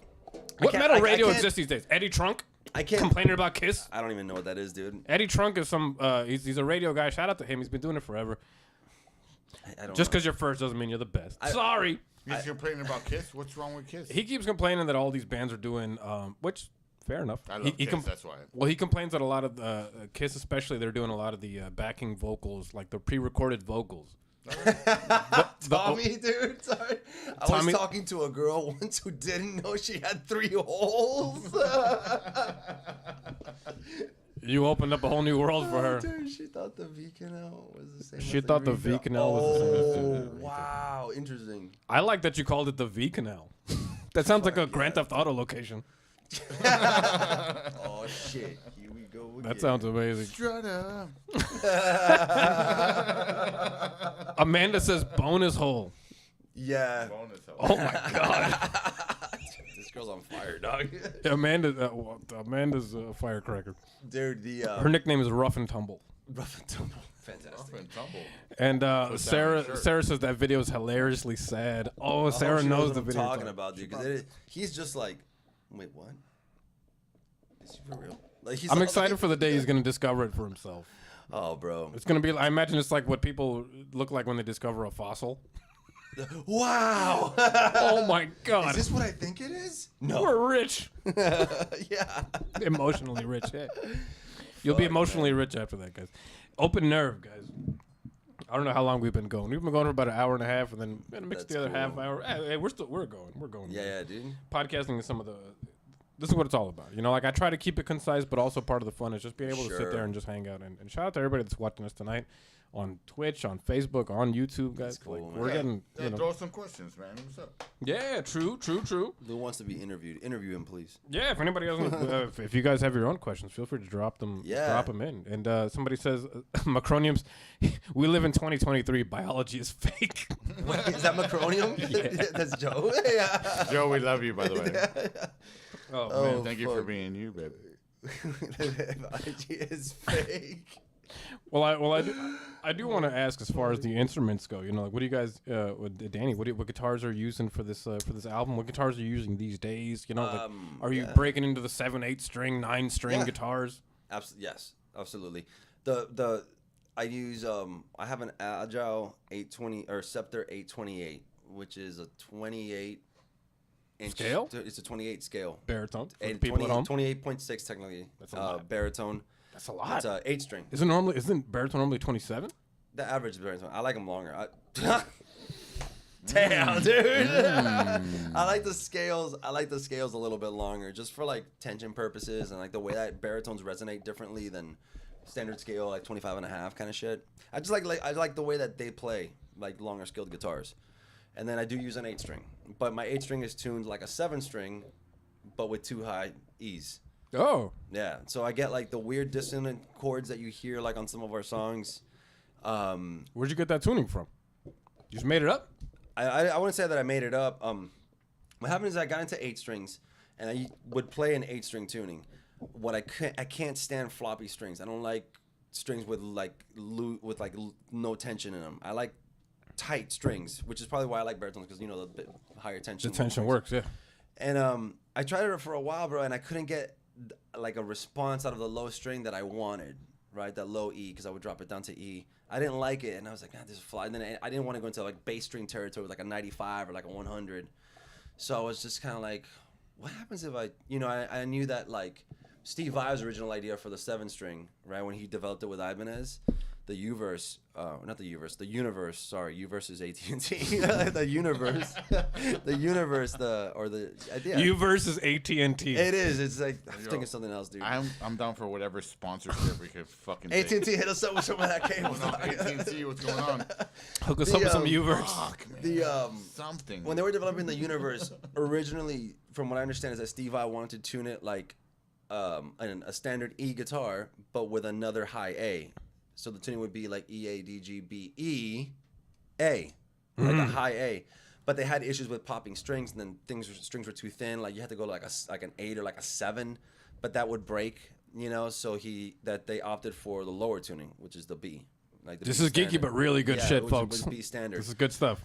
So when you're talking about like, so I remember like going thinking like, oh shit, like what about if I like tune it up and just have like another high string? But then I'm like, I'm not really like a solo-y guy. I don't need that. Like Rusty Cooley has his 8 string tuned like that, but he's got like a very weird like fan fret. Shout for out that to tuning. Rusty Cooley, by the way, because I played with him. No way. Oh, did you? He's amazing. Yeah, he's Rusty Cooley's- amazing. Rusty Cooley's awesome. Really cool dude. My buddy was shopping signature guitars, and they sent him the Rusty Cooley. West the End, non-signature. West Awesome. End, Sanford, Florida. Fucking awesome. That's what's up. Shout out to Rusty Cooley. Shout out to Derek Roddy. He always, Derek Roddy produced the first Born Beneath record. No way. Yeah. But Rusty Cooley is always posting or sharing some sexy stuff on Facebook, and I like it. Rusty Cooley is sharing Really? sexy shit. I saw some titties. Is he sharing his? Oh, I thought. I like it. Thank you, Rusty. I thought he was sharing his need 7 that. string. Couple titties there. Yeah. I thought he was. Rusty. I thought he was showing off his extended range. No, and, no, but Derek Roddy, bro, by the way, one of the greatest dudes ever. I got to meet. I wasn't around for the making of the Born Beneath album, but I got to play a show with him. You had to play a show with him. That's sick. Pipers. With not Rusty Cooley, with with Derek Roddy. With Yeah, Derek Roddy. yeah. He's cool One guy. of the nicest fucking people. Derek Roddy, for people that don't know in the chat tonight, Derek Roddy is a local legend. He's a drummer. He has a python that is not an innuendo. That is, he has an actual snake. He's got a couple of reptiles. He's got like a whole herbivorous. Yeah, he's into like reptile breeding, yeah, isn't he? Yeah. The whole thing with him. Yeah, local legend, local legend. In the studio and everything. Yeah. I'm very. He's really I'm cool. very fortunate. Very nice guy. Dope cat. I've never met him. Heard a lot of great things from a lot of different people that have met him. And local legend. Local legend. He's a super sweetheart. I've known him from like when he used to work with like Nile, really awesome death metal band. Yeah. And met him at the show at Piper's, man. And the guitar player for Boy Beneath Renee, my buddy, and he goes, hey, come here. You want to meet Derek? I was like, sure. I'll shake his hand. And I met him. Just nice Southern dude. He's got like a really like Southern, like kind of like Georgia-ish. I don't know where he's from, but like a Georgia-ish like Southern accent. And he's just like, hi, nice to meet you. And I'm like, there's something about that Southern hospitality. And I'm like, dude, long hair, super nice dude. And he's just, and I'm like, I shook his hand. I go, I'm a fan of your work. And he goes, oh, thank you, man. You know, just do what I can. I'm like, this guy's so fucking cool. But if you look at his work, his resume is nuts. Who he's played for. It's insane, dude. Like, he's played for so many fucking people. On top of that, what he's doing for the scene. Yeah. What he does for the scene, he records a lot of bands. He works with a lot of young talent guys. He's locked in. Besides Born Beneath, he's already done God Rod and fucking World Eater and stuff like that. He's trying. World Eater? Yeah. Are they a band nearby? Yeah, World Eater's a band, yeah. New like shout out to them. Like a black metal band or death metal band. Death metal, thrash, black adjacent, maybe. Yeah. I'm not sure. What's up, Alex? Bugsy. Tommy asks, where enemy can I farm to drop that scepter? Dog, what the fuck did he just say? Tommy, I'm sorry, dog. I think he was relating video games into your chat earlier. Where farm to drop that he was talking about your scepter guitar. Scepter, yeah, dude. And you know what, Tommy? And here's the funny thing, because me and Tommy play a lot of video games, and I've been playing Elden Ring, this video game, really quick. And Tommy's the one that got me into it. I always told Tommy, or not always told him. I think I might have mentioned it once. And I mentioned to my those are two opposite places to be. Yeah. I didn't say it all the time. I might have said it once. I met him always, but one said it to him. In reality, said it, but I one said it. Well, you know what? All right, as the enzyme that I am, I'll break it down. In reality, it's actually my best friend who passed away, and what happened was with him, I realized I got his guitar. His family. I inherited his guitar, and growing up, me and him we played a lot of video games. Devil May Cry, I played through him. Onimusha, all these fantastic video games that have elemental weapons.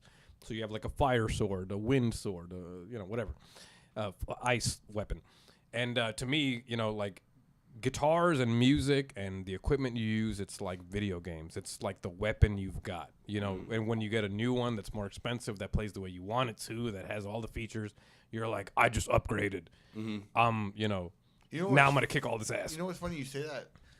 I actually think about myself, Ocarina of Time. Yeah. Every suit I wear is every album. Let's go. I'm talking about like the blue suit for the water, the red for the fire, for the volcano. That's the way I really think about.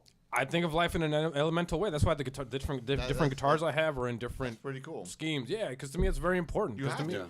Yeah, it's important because to me, like life is. A lot of people love like Harry Potter, for example. Why? Because it gets them. Why? Because it gets them away from reality. What's Harry Potter? I thought we were going philosophical. I was like, just fucking with what? I thought we were going philosophical, and I was going to be like, yeah, what is Harry Potter? Are we 90s kids or are we 2000 kids? Right? Let's figure this out. Yeah. Yeah. I couldn't tell you the first thing about Harry Potter, bro. Fuck a vegan. No. Fuck a vegan. What the fuck, bro? Well, I mean, that is what it is. Keep your dick out of my quinoa, bro. Whatever. But keep your foreskin out of mine. But goddamn anteaters, huh? Yeah. Fuck, man. And that is another big thing too. Music is so matched up with lifestyle. And it's a fantastic thing, if you listen to, for example, we look at a band like Dream Theater, right? Yeah. And we look at they're a well-known name. That's why I bring them up. And if you think about a band like Dream Theater, you look at, they all came from, Berkeley. They all met each other back in school. Oh, the School of Music? Yeah, they all met each other there. And they all make this very specific, very. It's prog music, but it's very like broken down, very theatric. Yeah. Dream theater. So it's got a Right. theatrical sound to it. I've since I heard it the first album I ever heard it was Scenes from Memory. I was like 12, 13 at the time, and I remember thinking like, this is like Broadway. Interesting. I'm like, this is like obviously that's Like Scenes you're from a hearing Memory. Like you're hearing the soundtrack to like a play or like a movie. Yeah, it's Yeah. very theatric. So I think of I think of Open Nerve, and I'm like, who are the people that come out to your shows? Who are the people that are showing love? What is the crowd that seems to be showing love to Open Nerve? Who are the people? Damn, dude. It's a weird question, I suppose, but I mean- I just want to know, like, who is, I know that you guys are part of a scene I where don't- you see the same people a lot, I don't know. Yeah, you see the same people. I think that but like there's new people too. yeah, man. That's a weird question, but not like in a bad way. It's just It's hardball shit. the ones that I'm seeing like that I'm getting reactions from the most, I should say. Yeah. Not so much the people that I see out there, because we see random people. I mean, we've been trying to make an effort to play in different locations and shit. But the ones that react the most to us are the ones that know what bands we come from, right? Where they've heard a specific sound from each of us independently different. Like when I was in Macronium, it's different from what he did with Born Beneath. And then I joined Born Beneath. But then what we do with Born Beneath is different than what we do in Open Nerve. So I guess like musicians that have been around us and been in the scene, the reaction is like, that's crazy how like those two worlds that came together for Open Nerve, like what Macronium was, what Born Beneath is, and now it's Open Nerve. And it's like, how did like, people would say like I wasn't expecting that, you know what I mean? Like, but not in a bad way. That's the reaction that I get the most, because those are the ones that approach me. That's why other musicians are always there, I guess, out of curiosity to see like that shit come together. It's almost like certain people are just like, they're looking for Born Beneath or Macronium. Sure. And then, And they're like, it's the same guitar player, that's the same vocalist, that's Yeah. the same It's like- this and that. what's this? What the fuck is this? Like Yeah. that's not what I came here for. Yeah. I thought we were gonna have those two bands in one. Yeah. And then like I get a lot of love, but it's like the same thing we talked about earlier. It's like, oh man, you sound like if this guy and this Nutted guy on this guy, had a baby, and he swallowed. and then he swallowed that baby, Then fucked someone and it else, came out of and his then asshole. that baby. Now you sound like that guy. It's like, oh man, like I can't be four people at one time. If there was an obviously- Ozfest orgy, Yeah, dude. I Yeah. obviously sound like one fucking person because I sound like me, but I get it. I mean, I do that to other people too. you know what it is. I'm not You know what it is, man. It's a Like- compliment. It's a Bar- compliment No, disguised. for sure. Like Barbara Floyd. Yeah. Back when Barbara Floyd first started. Barbara Floyd? I love Barbara Floyd. Yeah, right. Is this a local band or a well-known? They're from Fort Big Lauderdale. They're from Okay, Fort Lauderdale. okay. Yeah, Rob is a And I fucking love sweetheart. Rob, and I'll be like- Rob, Tom, I'll be and like I don't know their drunk. bass player too Barbara much, Floyd. but I'll be Tom like, and Rob, man. They're Bro, fucking awesome. you sound like if like Loco H and fucking Seether had a kid. I'm the guy. I'm that guy. So like I'm a fucking asshole. Yeah. Like when it happens to me, I was like, oh, you sound like Chad Gray fucked Phil Anselmo. What the, that's weird to tell me at fucking 1 a.m. in the morning in Fort Lauderdale. Like, it's not Yeah. okay to fucking do that. You know what it but is? I'm that guy too, though. I always felt that like Barbara Floyd sounded like Fu Manchu and Caius almost. Caius. Never heard of that band. Caius? You never heard of Caius, dude? No. Bro, that was Josh Homme from Honey or whatever the fuck his name is Homie, from Homie. Queens? Homie from Queen of the Stone Yeah. Age. Oh. Yeah. That was his first band as guitar. He was a Whoa. guitar player, dude. Like prolific, like stoner, like In the desert. desert rock, recording, desert yeah. rock shit. Droney bro. type shit. That's cool. Yeah, dude. Their bass player tried out to be in a Macronium. Seriously, I'm fucking. You Their wish. their You yeah, wish. their bass player tried out to be in Metallica.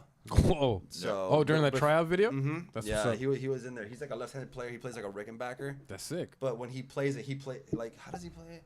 Yeah, it's just weird. Like the way since it's left-handed, he just has like, but he's a good groovy bass player. Like that band is really sick. Well, for the people at home, if you guys are, if you guys are trying to figure out how to compliment somebody and you're like, oh, like now, they've been telling me like, you shouldn't compare these people to local singers. Guys, it's cool, or to big singers. It's cool. It's a compliment at Yeah. the end of the day. It's a compliment because like you got to realize they're like, oh, well, people need to realize, like, the intention behind that is really good. Mm-hmm. It's like, you remind me of one dude I like mixed with another dude I like. Yeah, and I see those two dudes in you, bro. Yeah. And you're that guy. So it's actually really dope. That dude sucked that dude's dick. I love the running joke on tonight's episode. I'm just fucking around. They might have. Dude. They might. With the Used and My Chemical Romance, I heard there was some shit like that going on. So Yeah, you never know. yeah. You know? One They'd be- sobered up and the other one got mad. There's all these videos of them Some making shit, out, yeah. which is that's fine. Yeah, bro. Y'all do what you do. Whatever. Let's go ahead and play another Open Nerve tune if you guys are cool with that. Kiss, And then after we play the next song, maybe we'll call it sometime dude. soonish. Sure. So let's go ahead and play the next tune. Do you guys have a song that you guys want to play that we haven't yet? Well, the only one that's left, What do we got? Broken by Design. Yeah.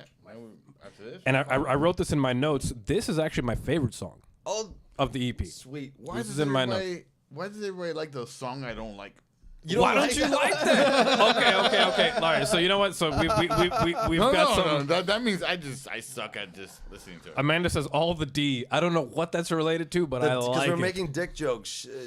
We're making a lot of dick jokes here, right? Yeah, you're right. She's like, make a drinking game out of. You can make a drinking game out of all the dick references tonight, and then we said. Did she say that?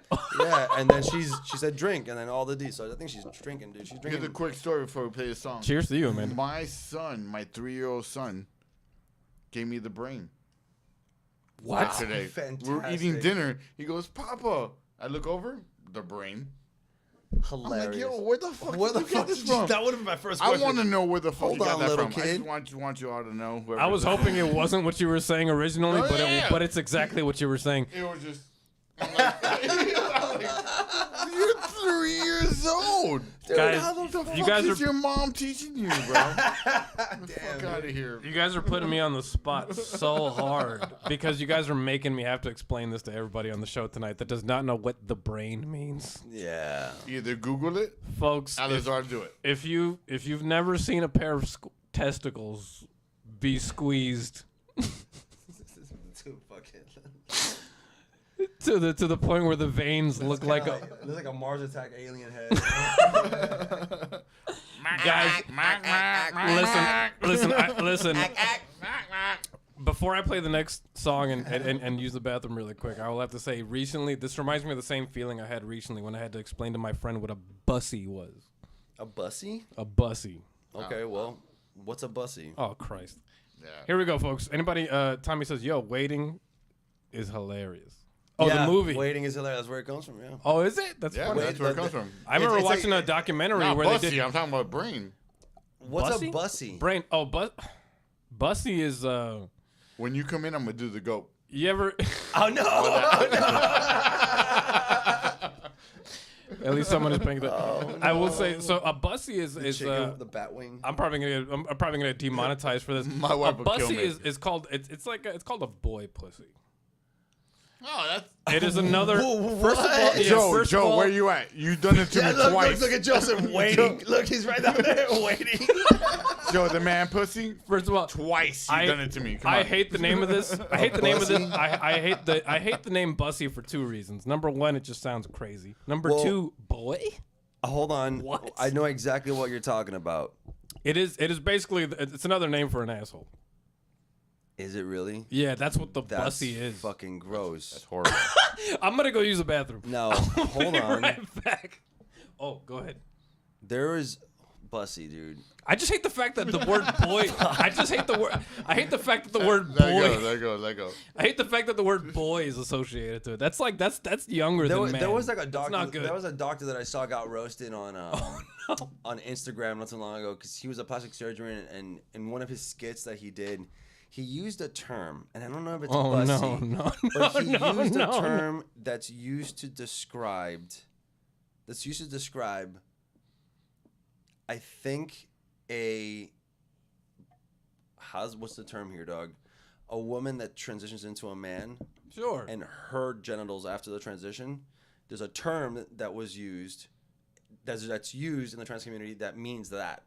I don't know if it's bussy. I don't know. I'm A sorry. woman, if it is. woman transitioning to a man. Yes. So it's an Audi now. It's the name of the Audi, the device that whatever they make. the penis. I'm The- kidding. No. No, Well, the weenus. The weenus. So he the women he penis. used I'm kidding. it- No, I don't know he what it is. used What is it? I think the word is, bro. I think the word. While you do that, I'm gonna go piss my brains out. Put the song on. And the song. This is a funny side topic we found ourselves Yeah. into. I'm down Bless with you. Open nerve, guys. So what the episode? I called it back pussy. No. That's what Joe said. That's what we call it in the lockdown. Oh my Oh, god. I love it. If all the perfect word becomes a lover's song, desire to fill the void restrains the blood. Burn in my incisions, the fun can start. Without a sound, I burn. Malicious strength to water down. I triggered in this ain't my fate. You notice I don't cry, no shirt, I don't cry. The trigger's real, embrace. I'm broken by design. It'll bend your mind. I know my logic's obscure. I'm redefining grace. Oh, if all the perfect word becomes a lover's drug, desire to fill the void restrains the blood. Burn in my decisions, the mind can learn. Without a sound, I hurt. Sword, unwilling force to drown a thought. A shattered day, I find my fate. You notice I don't cry. I said I don't cry. The trigger's real. Embrace the fear. I'm broken by design. It'll bend your mind.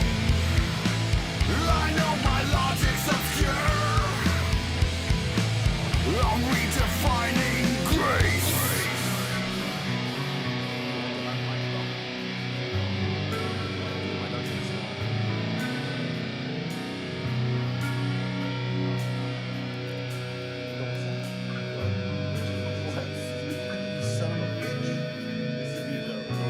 I'm broken by design.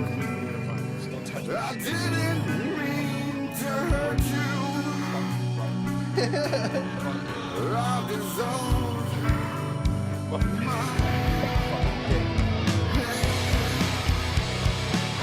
I'm broken by design. It's a bend your mind. Hey. I know my logic's obscure. What? I'm redefining. Yeah. I'm redefining. I'm redefining.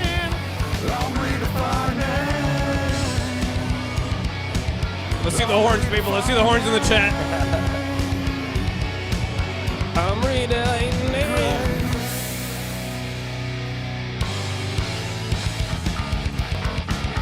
I know my logic's obscure. Let's go, man. Let's go. Don't you love that high energy? I love that music, man. I'm telling you, it's Thanks. so good, dude. It's so good, guys. Like, you guys are killing it out here, man. Thanks. I'm trying, dude. Open nerve, dude. Well, you are trying, and that's what we've covered this whole podcast, to be honest with you. You guys are trying to figure out what sounds good. You guys are changing out band members to try to figure out what works, booking shows. You guys are trying to figure out strategies for social media. Like, this is so important, guys. This is what you guys got to do at home. We're definitely gonna be busy. I don't see us stopping. I don't see us taking breaks. I don't really give a shit. Like right now, I'm gonna take a quick little break. I mean, fucking within 2 weeks of a break, I'm about to have a baby, Wow. and yet I'm already planning what we're gonna do for recording. We're talking about April. Right. We're doing this. We're doing that. Like it's all set up. All the shows are set up. I don't know, man. It's one of those things that I think the biggest thing for me was thinking about people, just having standstills. Like you want to do this, you want to do that, you want to be this rock star in your scene, when you have to develop yourself in the scene, then to go to another scene, to go to another scene, to Right. go to another scene. It's kind of what we're doing now for the rest of the year. And no fucking, I don't understand where anything could really stop you from doing it. Yeah. I don't give a fuck. I don't give a fuck about time or fucking Yeah. shit. Who is the open nerve demographic? What age are they? Oh, All dude. ages? Are they younger? Are they older? Who are they? I think it starts off from the 90s crowd. Yeah, almost Those- 100%. The 30. The mid 30 plus? Yeah. You think they're the ones 30, that they're the yeah. ones that'll understand the most? Yes. Yeah, Well, you know, earlier when you mentioned the Deftones, love that band. influence, That's It where I got reminded- my weird tuning from. You were asking me earlier. That I get it from Stephen Carpenter. he's dope. Yeah, I get it from him because of how he. I remember him and the guy does his from tuning Fear sometimes. Factory being Dino one, Cazzaro's. I remember them being some of the first guys with 7/8 string type. Yeah, things dude. going Dino Cazzaro's was one of the first ones that I saw with an extended range guitar, with like a 7-string, and then Korn and shit like that too. Corn. With the universes back in the day. Steve Yeah, Vai, man. Yeah, and Until they got their own Apex models. That's right. Yeah, and the K7s and shit. Yeah. And then And you want their influences, I could throw it out. I mean, Glassjaw. Faith No love More. Glassjaw. I only dude. know one Glassjaw song, and it's of course it's After All. It's No, Cosmopolitan Blood Blood Loss. Blood Loss. That's the opener. I said After All, like Evanescence. That's the name of the whole band. That's the name of the that's the name of the singer. Her name is Evanescence. You said After All, and I'm like, I know exactly what chorus you're Evanescence, talking Yeah. I like them. Yeah. I like that I guy. like her. that guy. I like her. Yeah. Yeah, I like dude. that guy. Yeah. Evanescence. She sings so good. Yeah, dude. The our That was the thing we used to influences- hear out here, guys. Our influences lot. are like we have a lot, dude. But I think for us, dude, we have like such similar tastes that it's like if I'm That's what presenting she said. something, damn. When I present something what? to him, You said we all have similar tastes. I said that's what she said. yeah. Sorry. Whenever But we yeah, we all fuck the same chick type of thing. oh my, we're Eskimo That's brothers. the dude? joke. Are we Eskimo brothers? I like that. I like that. Wow. No, we're talking. Booty broski. Yeah. All right. We all fuck the same song, bro. Fucking- Oh, true. That metaphorically, Yeah, if the dude. song That's is what I'm the saying. lover, yeah. Yeah, our Ain't nobody talking about no chick. Like, we're all like, oh, man, you fucked her too, bro. Come check out our new band. It's called Gang Bang. it's called Bussy. Gary just trying to Busey. Gary Bussy. Gary Gary Bussy, Busey. dude. That's the name. There it is. But yeah, dude. I think our demographic is like in the. it's Isn't like Gary the another word late- for deep? Jesus Christ, I don't know. Isn't It's not my Gary podcast, Bussy? I don't. Yeah, yeah. Maybe, Bussy. maybe it is. I don't Whatever know. you wanted to be. Could have swore it was. Anyway, Ugh. it's disgusting. Well, I don't want to say disgusting. Deep Is that- hole. is that- yeah, that's different. Damn. Bussy. Can anybody get past it? I don't think so. Nah, Not dude, everybody in the we'll- chat. we'll Everybody be in the alright. chat. I mean, it says Gary with the H Gary with an H. That's and an I and an apparently. AI. We don't look over there enough. She found Yeah, ways. dude, it's fucking hilarious. I'm looking right at it. She It's found fucking ways to hilarious. make it as uncomfortable as possible. The She's- H and the AI. How did you do that, Amanda? She's doing great, dude. Whoever she is, she's doing great. The Oh my Christ. yeah, Anyway, dude, our man. influences are very similar. So like whenever I present something to him, like song wise, I know that it's gonna grab his ear, just because I know that if I usually tend to write with what I want to hear, and what I want to hear happens to be like related to like our favorite style of music and our favorite bands. So I'm always writing within that window of what the flavors that I like. And he's just like, oh yeah, like he takes it and was like, yeah, dude, I like this. I can work with that. And he'll say yes, or, you know, if he's unsure, he'll be like, well, you know, we'll figure it out. You know, he's very honest about things like that. But like our influences just happen to be come from that era, from like the 90s, dude, the late 90s, late 90s, early 2000s, like era of music, man. Like the everything before, I would say 2005. Yeah, You know, and- from and- the decade of 95 to 2005. I think would I think say. you take a more of a dip towards like the used Yeah. Thursday and take Oh, you like the used? Sunday. I love the used. Yeah, I love the And old, the first record. I have their used. first CD. The first CD is the only one that matters, in my And opinion. then I good album. go backwards. I go more towards like Stone Temple Pilots and Yeah. fucking, you know, like all the Pixies and all that. So we have a good, we got a good in between that me and him. So Hell yeah. Yeah. and I think we write correctly. I think. Yeah. And then our bandmates right now, they're exactly where we're That's at too. that's something that was The very. Seven Dust. Yeah. The fucking, like the Drowning Pool and. Yeah. What was the band that we were about to? Soil. Soil, like Soil, all those, like System of a the Down, new metal shit, like the Stained. Slipknots and Stained and all that. Like it's Stained. there. Do you guys ever like Cold back in the day? I liked Cold. Yeah, They're one of my the favorite fir- bands. Year of the Spider, love that No, album. no. Scooter Ward is one of the reasons Hold on, I gotta why take a leak. I'm even fucking doing this. You guys coming out to Revolution in April? I'm going. No, I'm going. I'll be there. Oh, I'm going. I'll see you there. I will see you fucking there. I swear. That's what's up. There's no way. Like, for me, it was Scooter Ward, James is Straight, and Who's he again? Who's the second one? James is Straight is the singer of Snot. Oh, I didn't listen to them. So Snot was a Snot. What a band name. yeah, fucking Santa Monica band. He died in 1998 in a Oh, car bummer. crash. Oh. But it was one of those. I even named my daughter after him. Whoa. What's his And name? her name is. Oh, her name. Sorry, brother. Teslin, That's what's up. James Lynn, whatever. Sure. That's That's dope. But it was one of those things that was really important to me. Just his style, it was really raw. There's a record that they came out with called Alive. That it was basically the whole entire album live. But that's what I fucking fell into. So my whole high school days, man, I was all about it. That's Tommy says I just saw them at Audacity Beach Festival. Ooh.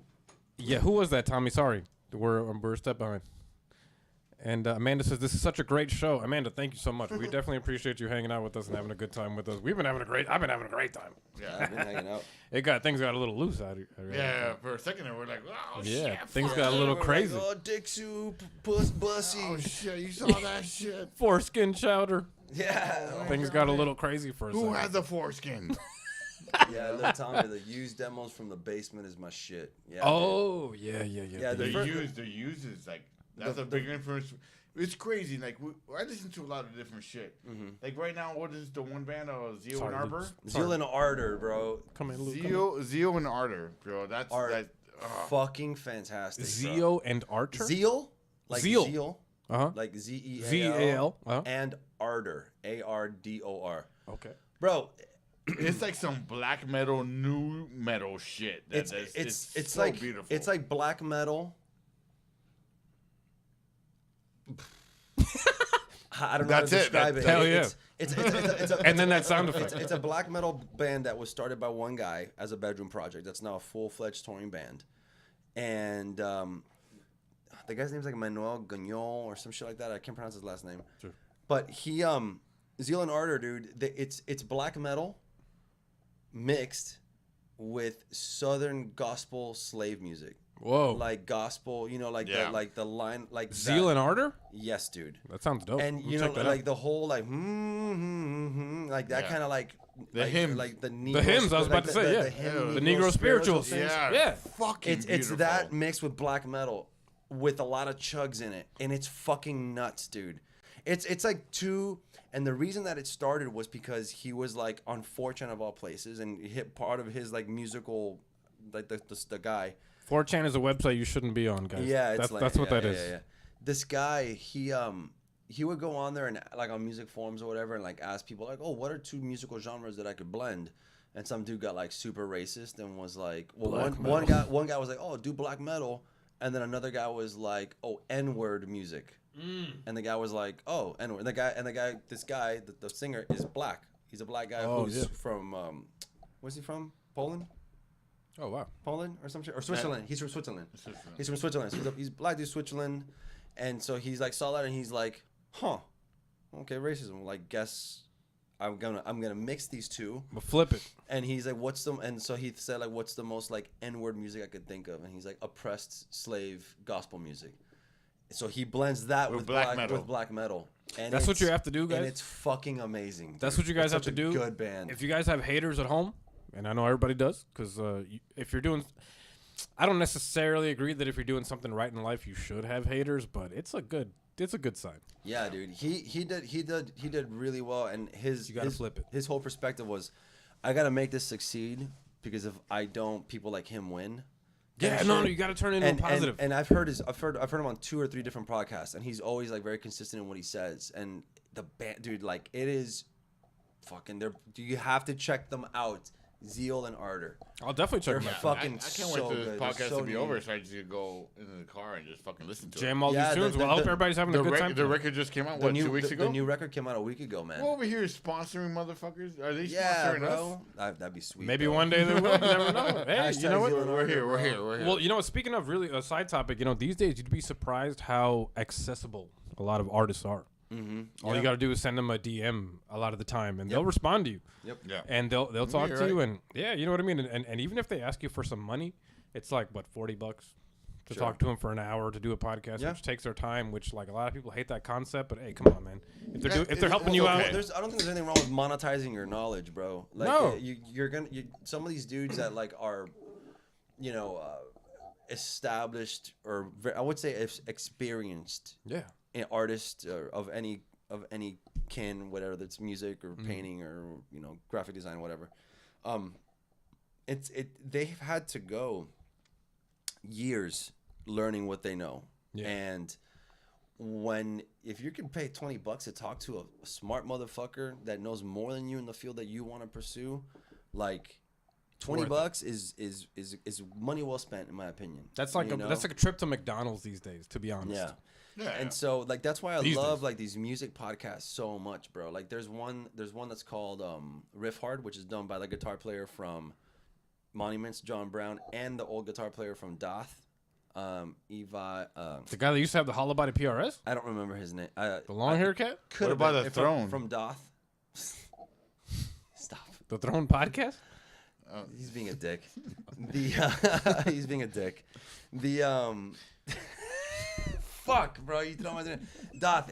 A.L. Levy is his name. Right. And they have this podcast where they just interview guitar players and they talk about like how they write music and how their process is. So when you when you hear them, I don't even know what's going on. I'm just laughing at the energy in the room right now. I'll explain it to you later.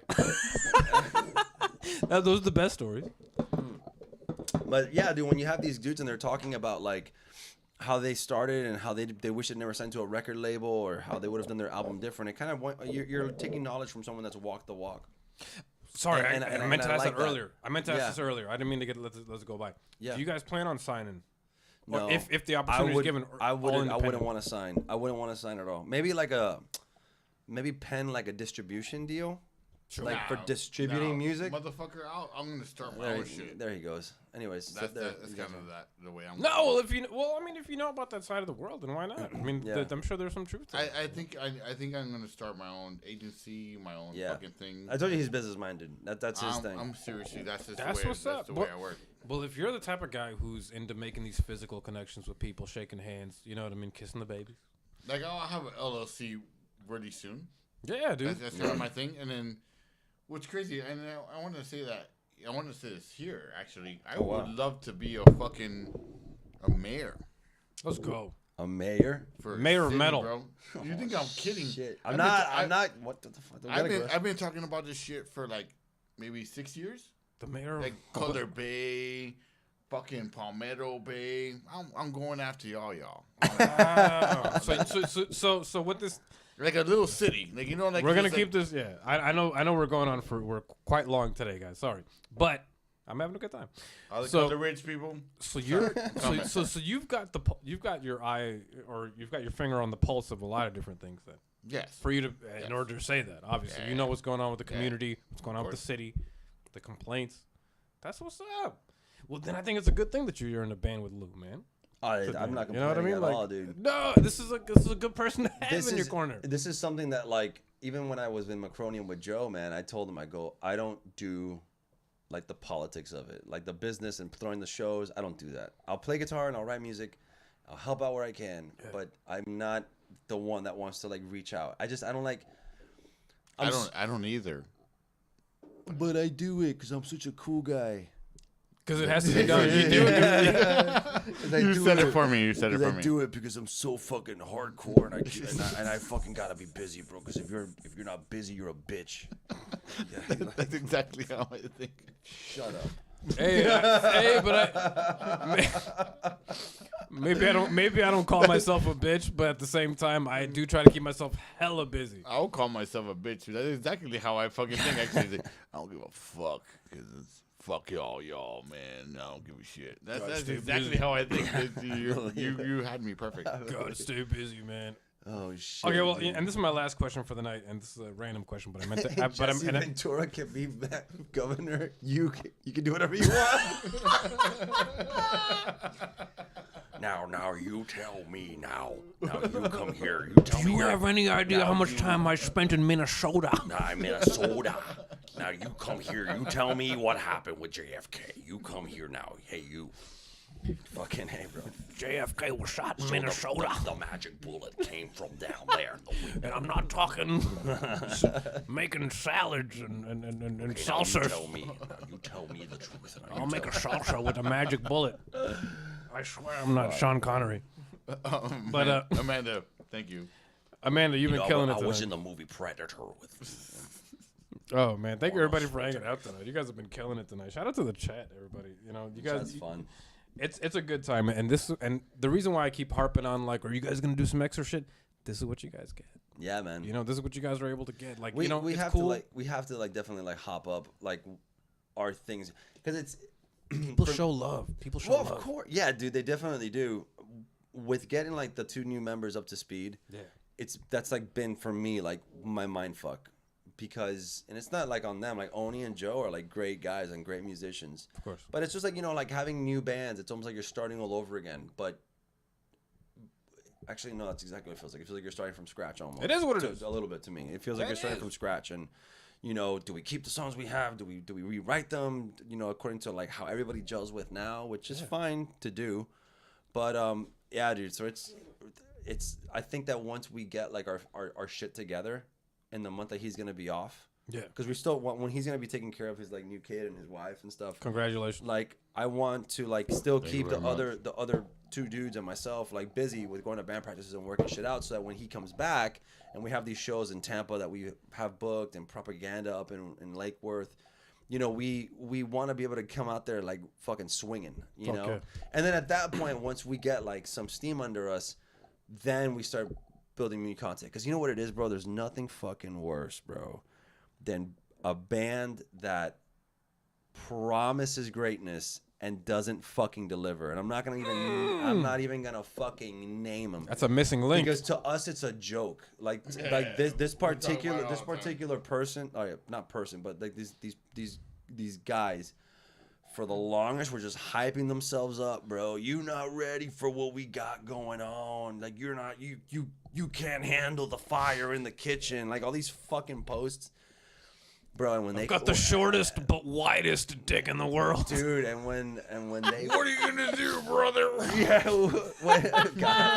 but dude, and so when they came out and played a show, bro, it was fucking god awful, dude. Oh no, god awful, dude. It was 2 dudes on stage, no drummer. 2 dudes on stage. Yeah, no drummer. They played to a backing track, and it's fuck. No. And I'm probably being too obvious at this point. I don't give a fuck. I don't know who it is, so it's fine. It's just tell me later. I saw them trying to gang symbols. Fucking cholo ass over here. They had so much it was just so much smoke, and the fire was a match, bro. Oh, look at all this. You look at all. You can't wait. I can't wait for you guys to hear working on shit.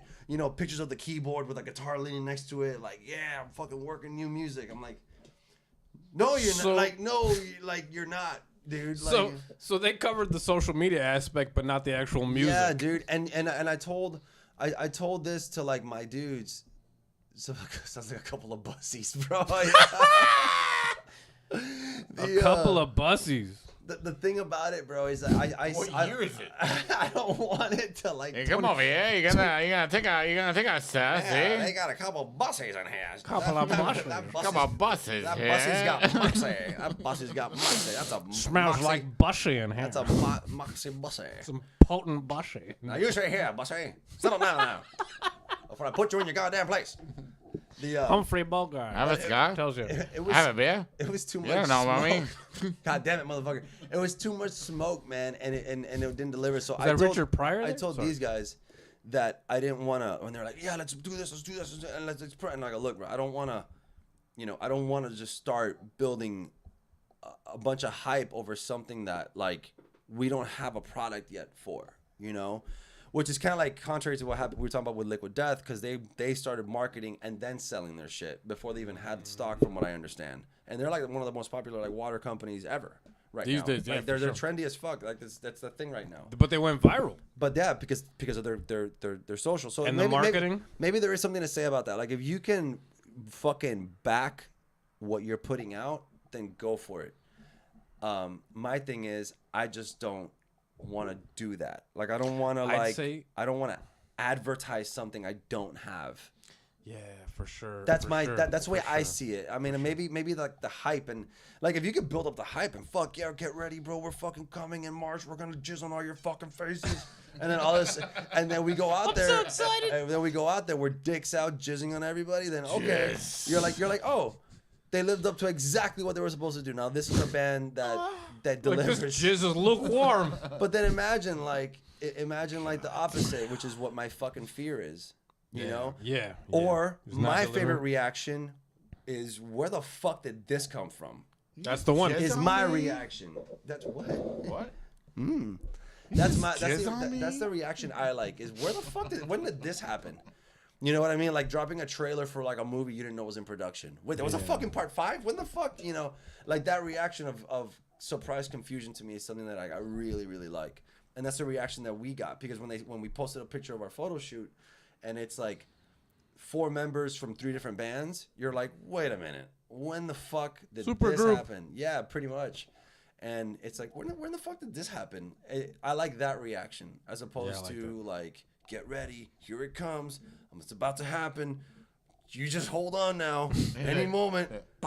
Yeah, and then it's like a little like. It's the little. Oh yeah, fuck, I got. Really? Is that really? Really? That's it? That's it? What? Are you serious? We've all seen those. Joe, are you serious? Alex, are you serious? Sounds like a couple of. Amanda says I'm dying. I hope you guys have been having a great night tonight. Yeah, well, man. This is great. The This last, is nice. Yeah, I appreciate it. The last question I got for you guys tonight.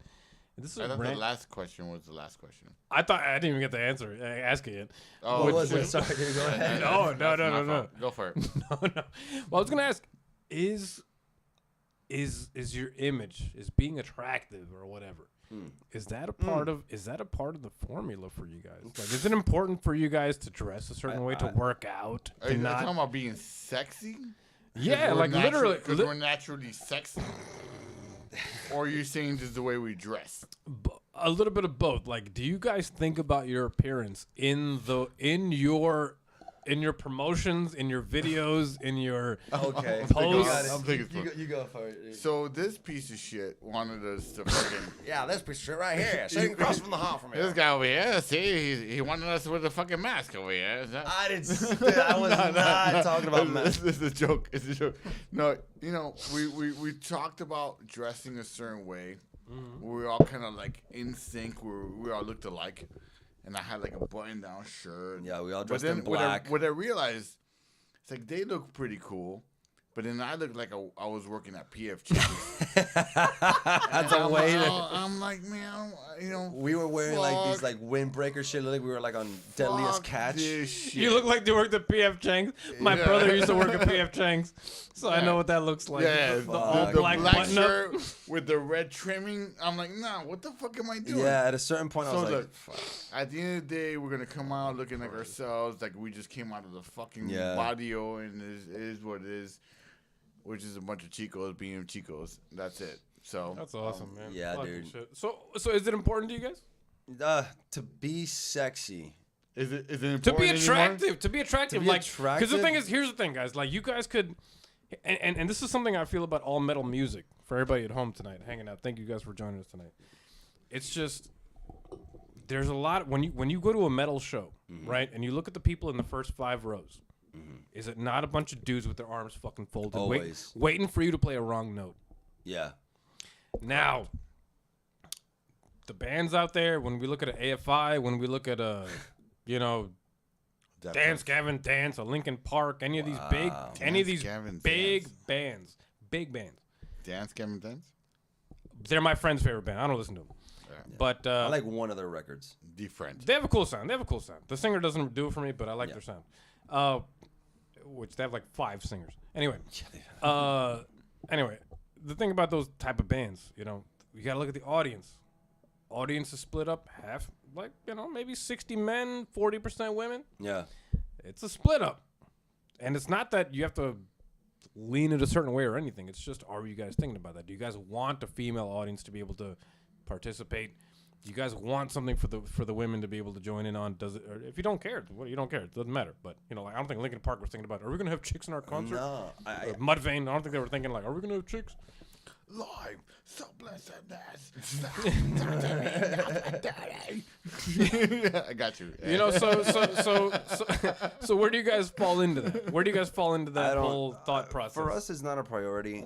Like he was saying, like I think that there was For me, it is. There was a look that I wanted to have at one point, like a uniform look, and the execution was like not great, right?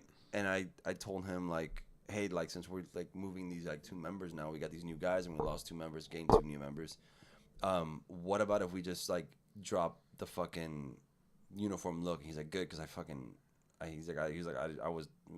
didn't really like it. I'd just rather go out there like with my flannel and my fucking jeans and. I wasn't doing it already. Huh? Like, I was already walking away from it. Yeah. So it was like he wasn't into it, and I was already feeling uniform look meaning like masks and things. No, just like matching like outfit. everybody in black, just to have like the same aesthetic or some sure. shit. And it was, and I guess like my The Slipknot jumpsuit. not like that, but not to Not that, literally, but I to mean, that like- extent. But Sure.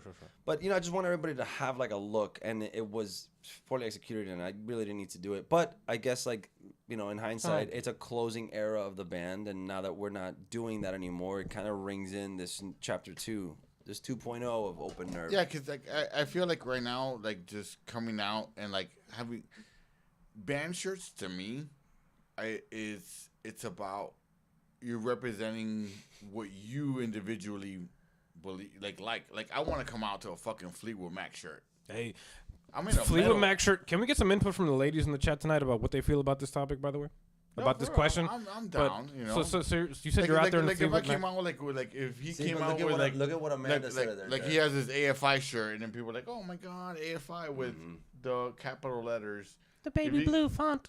oh my god, that's so cute. It is a dope shirt, though. I came out with a Janis Joplin shirt, and they'll be like, "What the fuck?" Yeah. Yeah, dude. That's just badass. The time that you wore the Prince T-shirt, the Purple Rain yeah. shirt. Dude, I wore my Prince shirt, which I love. I love Prince, by the way. I'm He's dope. fucking huge on Prince. Party man. So I came out, and then all the band, like other people from other bands, were like, "Dude, what the fuck? Oh, you got a Prince shirt on? Oh, this is awesome! Like Prince. Oh, like Prince. I'm like, Dude, he's the amazing. whole night, all I talked That's about what's was up. Prince. Yeah. I'm like, fuck yeah, I could talk about Prince all day. And then I go on stage and But it's cool because it adds depth. That's- It adds depth to you. yeah. So what does the crowd think? What does Amanda think about this? Man. Because Amanda's Amanda on think? point. Sarah says, shouldn't it just be about the music and being yourself? It Well, should be, yeah. but unfortunately for the masses, they don't want that. Yeah. The masses need some sort of guidance for some reason. Like I us. always think about how like Pantera did it. They just fucking showed out their cargo shorts, fucking no t-shirts. But they changed sometimes. up from their hair metal vibe though, right? Right, because at that time, like there was the shift where hair metal was coming out and grunge was coming in. Your previous band wasn't down for this topic. and Which I said, I'm kidding. I just meant the bands have different startups. They start up a way and they end up another way. yeah, dude, Pantera's one of those. Ozzy's another one. I don't mind. Metallica? I don't mind getting rid of like that uniform aesthetic to look a certain way. For us, being sexy, bro. No, like that's not to me. That's not a Sexy is priority. something else. Well, you asked. No. To be I sexy, just meant, is the image important? the image. Not really, dude. Nah, fuck that shit. I don't give a fuck. No, That's what's up. But wait, but you just said like it's important to me. Oh, it's, here we go. it's important to me in the sense of like I want to represent certain things. Like if Oh well, yeah. But like, but I don't give a fuck. No. And But you're not gonna wear like Bro, tight but that's jeans what I'm because saying, it's more. because- I'm but- that motherfucker talking to himself on stage. Like I don't give a fuck. Yeah, he fucking has his own monologue, dude. He has dialogue with himself. Instead of going crazy. He's on like, the I love you crowd, guys. I love you guys so much, bro. Thank you for having a good night. Yeah, let's fuck this fucking place up. And it's like, wow. And I'm talking to myself, and I'm like, why do I do that? He's like one night he was like doing a show. He after the song, there's a part where the song breaks, and he's like, I don't give a fuck. Why should you? And after the song was over, he's like, all right, guys, thank you so much, bro. So much love in here. And like, you this realize- I'm not gonna lie. fucking If I'm guy. in the crowd, I You want to realize- hear. If I'm in the crowd, I want to hear that. Yeah. And you realize I wasn't talking to y'all. I was talking to me, motherfucker. And that's the best part. You know, it's that you, and you know, even earlier with the, damn, I'm forgetting the song now, but where you do the bridge with the, you know, motherfucker. Yeah. Is that Reservoir? Reservoir. Yeah. You know, and in that, you know, with that whole thing, there, I wrote in my notes, there's a dual voice thing going on. There's a lower octave vocal going on, which is really tapping inside what's going on in your head, which is tapping into that inner voice. It's very important, folks. And that inner voice, you guys got to tap into that kind of thing. The whole Yeah, point Tommy is makes a really good point right there. accepting your inner voice and accepting that craziness in you, and that's how we wrote it. That's just it's a way of recording that feeling. Absolutely. That was beautiful. And it's about, and you know, you said it perfectly right there. It's a way of recording that feeling. You're recording emotions, guys. You're not just recording notes. You're not just recording rhythms. It's an emotion that you're trying to channel in. And real quick, let's finish out, folks. Amanda says, I just got a new Fleetwood Mac shirt. I'd be impressed if it was from their first album, which is what I got. That's cool. Hey, Yeah, it's really neat to show up with a shirt that doesn't match the music you're performing. It's fucking hilarious. That's the best. Yeah, dude. It's like, you ever seen like those metal shirts but they're like Celine Dion but it's like Oh, I love that. It's like real all like death metal looking. I love It's that. Like, that shit's hard. I've been meaning to get that patch for one of my jackets. That's literally like the definition of, I guess, of like that surprise of where the fuck did that come from? Because it's like unexpected. Like if I walked out wearing like, you know, like a Coin t-shirt or like a fucking Taproot shirt or like a Taproot. Yeah, That's like, dope. people be like, okay, Nobody has a Taproot shirt. no, I'm just saying. Like, Not for the last 20 years. somebody maybe. would see it and go, hold on, like, In case the fire breaks the is glass. yeah, is this what they might be sounding like? But then if you pull up like this dude with a fucking Purple Rain shirt, my shirt says fucking, I don't know, ABBA or some shit or like, Dude, by the way, uh-huh. my fucking wife wants to leak this out, and I'm just gonna leak it out now. I fucking love ABBA. They're dope. That's fine, dude. Mamma mia. Dancing Queen, that's my shit. I don't give a fuck.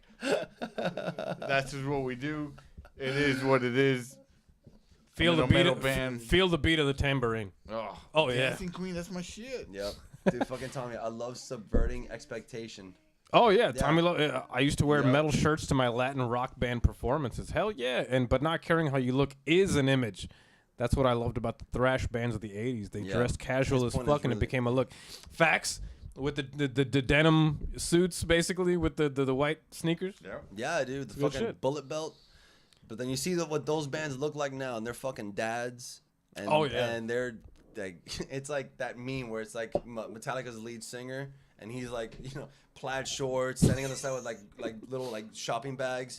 Metallica singer, and then it's like typical Metallica fan, and it's like it looks like a Halloween getup, like a cut off patch vest, fucking bullet belt, you know, Stranger Things bring high it back top now. fucking Reeboks. It's like, dude, like the image.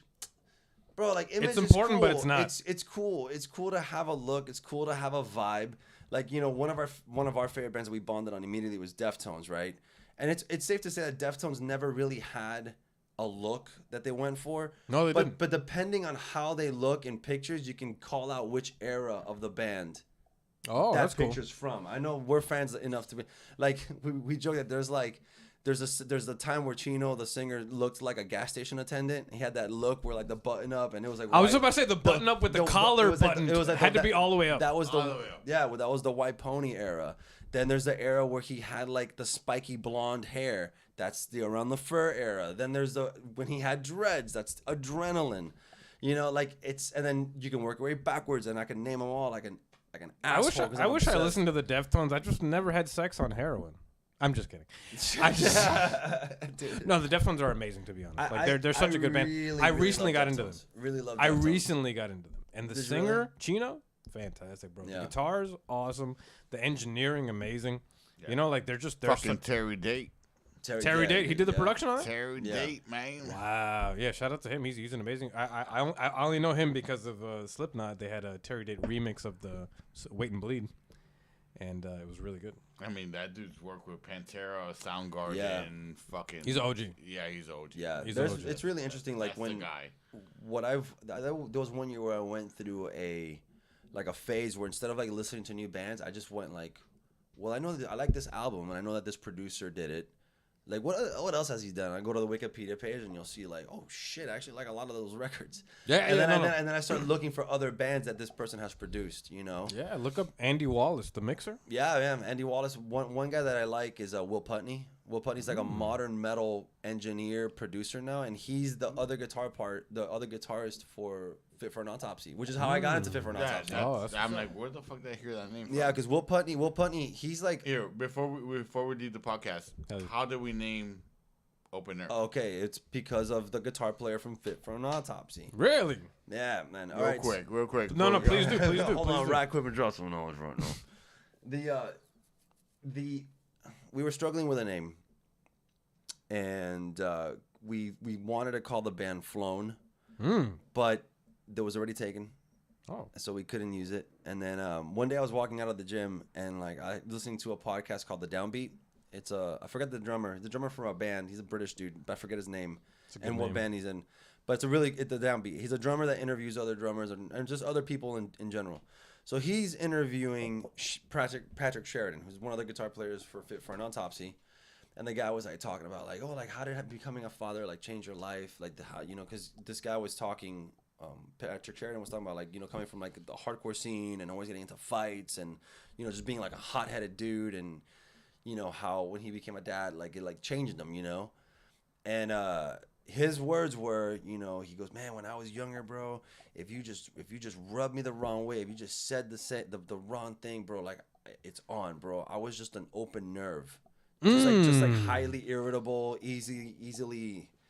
Like ready to go off. sensitive to sensations and touch and you know what I'm saying, right? Yeah, like it's it's just out there. Like it could be sensitive and it could be agitated very easily and Volatile. And I remember I fucking heard that and I stopped on the sidewalk and I went, fuck, got my phone. And I just started like texting him. Open nerve.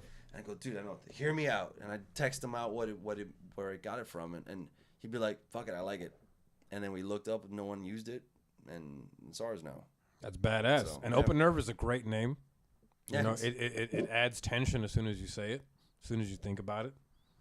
And And it's if great. you really know what it feels like, which I get to fucking use it on a regular basis, where like my wife is like, "You all right? You know, you if you're feeling okay," and like I'm a fucking open nerve right now, and she's like, "Are you just using the band name because you're just trying to promote yourself with me too?" I'm like, "No, babe, I'm fucking for real. Like I'm like right now. That's how I'm just- feeling. Yeah. I want to be left the fuck alone. I'm an exposed before I fuck fucking- somebody up." And she's like, "Oh, okay." See you later. See you in a bit. And she's like, "All right, baby, I'll just call me when you're good." Yeah. That's Yeah, what's he up. started Yeah, started that's using kinda- it as a way to describe his mood. I could relate to it, so Yeah. it was perfect. It was such a perfect moment, Yeah. I love it, perfect man. way of Yeah, of that's naming the band, and I'm happy with it. yeah. How do you guys feel about being on the show tonight? I fucking love it, dude. I love it. I appreciate I love you guys hanging out with being you. I here. love talking to you. I think we kind of just went fucking crazy at the end. It's the best time. It's the best way to go. You know, like I said, I was trying to keep Everybody's these. talking. We don't even know what the fuck they said. you don't know what you said. I'm reading. Sarah says it's cool to have a look as long as you're staying true to yourself and not trying to appeal to everybody else, and you got to be you. And Tommy says also music is important, no doubt, but marketability is crucial too. Yeah, man. True. Like, yeah, you can't. I mean, I get it. I get it, dude. Yeah. But then how many bands too, man, just look the fucking same too? I don't know, cause I think You about know? I think about a band like fuck, what's his band? Megadeth. Mm-hmm. I think about Megadeth and the way Dave hires guitar players, right? Mm-hmm. He always thinks about the image as well. Like, Sure. he always tells them they can't dress. I remember even Marty Friedman complaining about him Yeah, but the having to music dress a certain way. sucks too. I'm not big on. me again. I'm not big on the Megadeth vocal. It's like Avenged Sevenfold. They suck too. Just like the pie. Avenged gets a little rough. Avenged Sevenfold is probably one of the worst fucking bands ever to come Hello, out. me. It's they me go- again. I never liked the guitar tones Hello, from me. even This is Avenged. the real me. The Avenged guitar tones. I feel like where did the vibrato go? Dude, early Avenged. Why was- is it so nasally? I'd rather hear Static X. Early Avenged was great, dude. Fucking Waking the Fallen was awesome. Sending the Seventh Trumpet was awesome. When they got away and they started doing that backcountry bullshit, like I wanna, it's like fuck, bro. Yeah. It's fucking terrible fucking cleans. And I'm like, you know what? No, like they fucking sucked. And you know, granted, musically they went like more there's this weird like prog type shit, and it's okay. It's just not what It's I not want to the hear. vibe. It's not what I want to hear, nah, dude. That's the greatest way to end this fucking podcast, by It's the way. fantastic. We've been nailing it, folks. To close out, Amanda says, keeping your image gets harder the higher up you get. Stay true as long as possible. Joseph, sometimes you gotta slam your dick in the doorway. God, I know that's right. Now you want to talk about a band that started off with an image was Macronium. That was good shit, though. People didn't forget it, though. No, and they didn't. And the light shows was all because of him. And he was because of Joe, dude, is why we have a demographic where we seem to have like an equal ratio of girls to guys. Yeah. Because he would be up there like half naked, you Yeah, know, yeah. like cutting himself and screaming and shit. No, Joe was giving it up. And I that attracted a lot more females. And then when I joined Born Beneath, it's just a bunch of dudes like, hey, bro, like what kind of gear you got? You know, because the music is like more like aggro and pissed, and it's, you know. I put my dick out one time, and I got some girls in the fucking door, but not the way Macronium did it. It was at a IHOP. Oh, believe I can fly. Woo. Not the way Macronium did it. That's awesome, man. Yeah, man. That is such a way to that is a way to get I in the really door. did. I tried. Yeah. That's a way to get in the door. It worked. Casey and JoJo went to jail for that. Yeah, what? Casey and JoJo, the R&B singers, one of them did pull his dick out on stage, Wow. and he got arrested for that. Interesting. That was just Fucked that. up. That's just the side story. Yeah, right. I already got arrested. Could have. I want to be like Macronium. I want to be like Casey or JoJo. Fucking Guys, I hope you've been having a great night tonight, folks. Open Nerve tonight. Shut Up, Let's Talk. Episode 122 or 3, probably. I don't know. It's been a new episode. I'm just excited for whatever it is. Guys, thank you so much for being on the show tonight. Everybody look out for the new Open Nerve project. I love you all in the chat tonight. Everybody go slam your dick in a doorway. Everybody. Metaphorically or physically. And Tommy says, great show, guys. Good night. Good night to you, my man. Amanda says, thanks, guys. Thank you, Later, Amanda. y'all. You've been fantastic. Thank you, Sarah, for being in the chat. Thank you, everybody else, for being in the chat. Go check out Open Nerve's project. They've got a new project coming. Yep. New music coming through. New videos coming through. Everybody go check in. Dissonance out on Spotify and iTunes. Check the video out for the single for Reservoir. If you don't have any iTunes or Spotify, our shit's on YouTube as well. Fucking stream it. And oh God, not in public, bro. Oh, no! No. That was so crazy. At the stream! He's pulling his dick out. It's being blocked by the fucking open nerve. So close to your Blocking face. his dick out. No. Oh, there it is. You're getting raunchy out here. Peace, homies.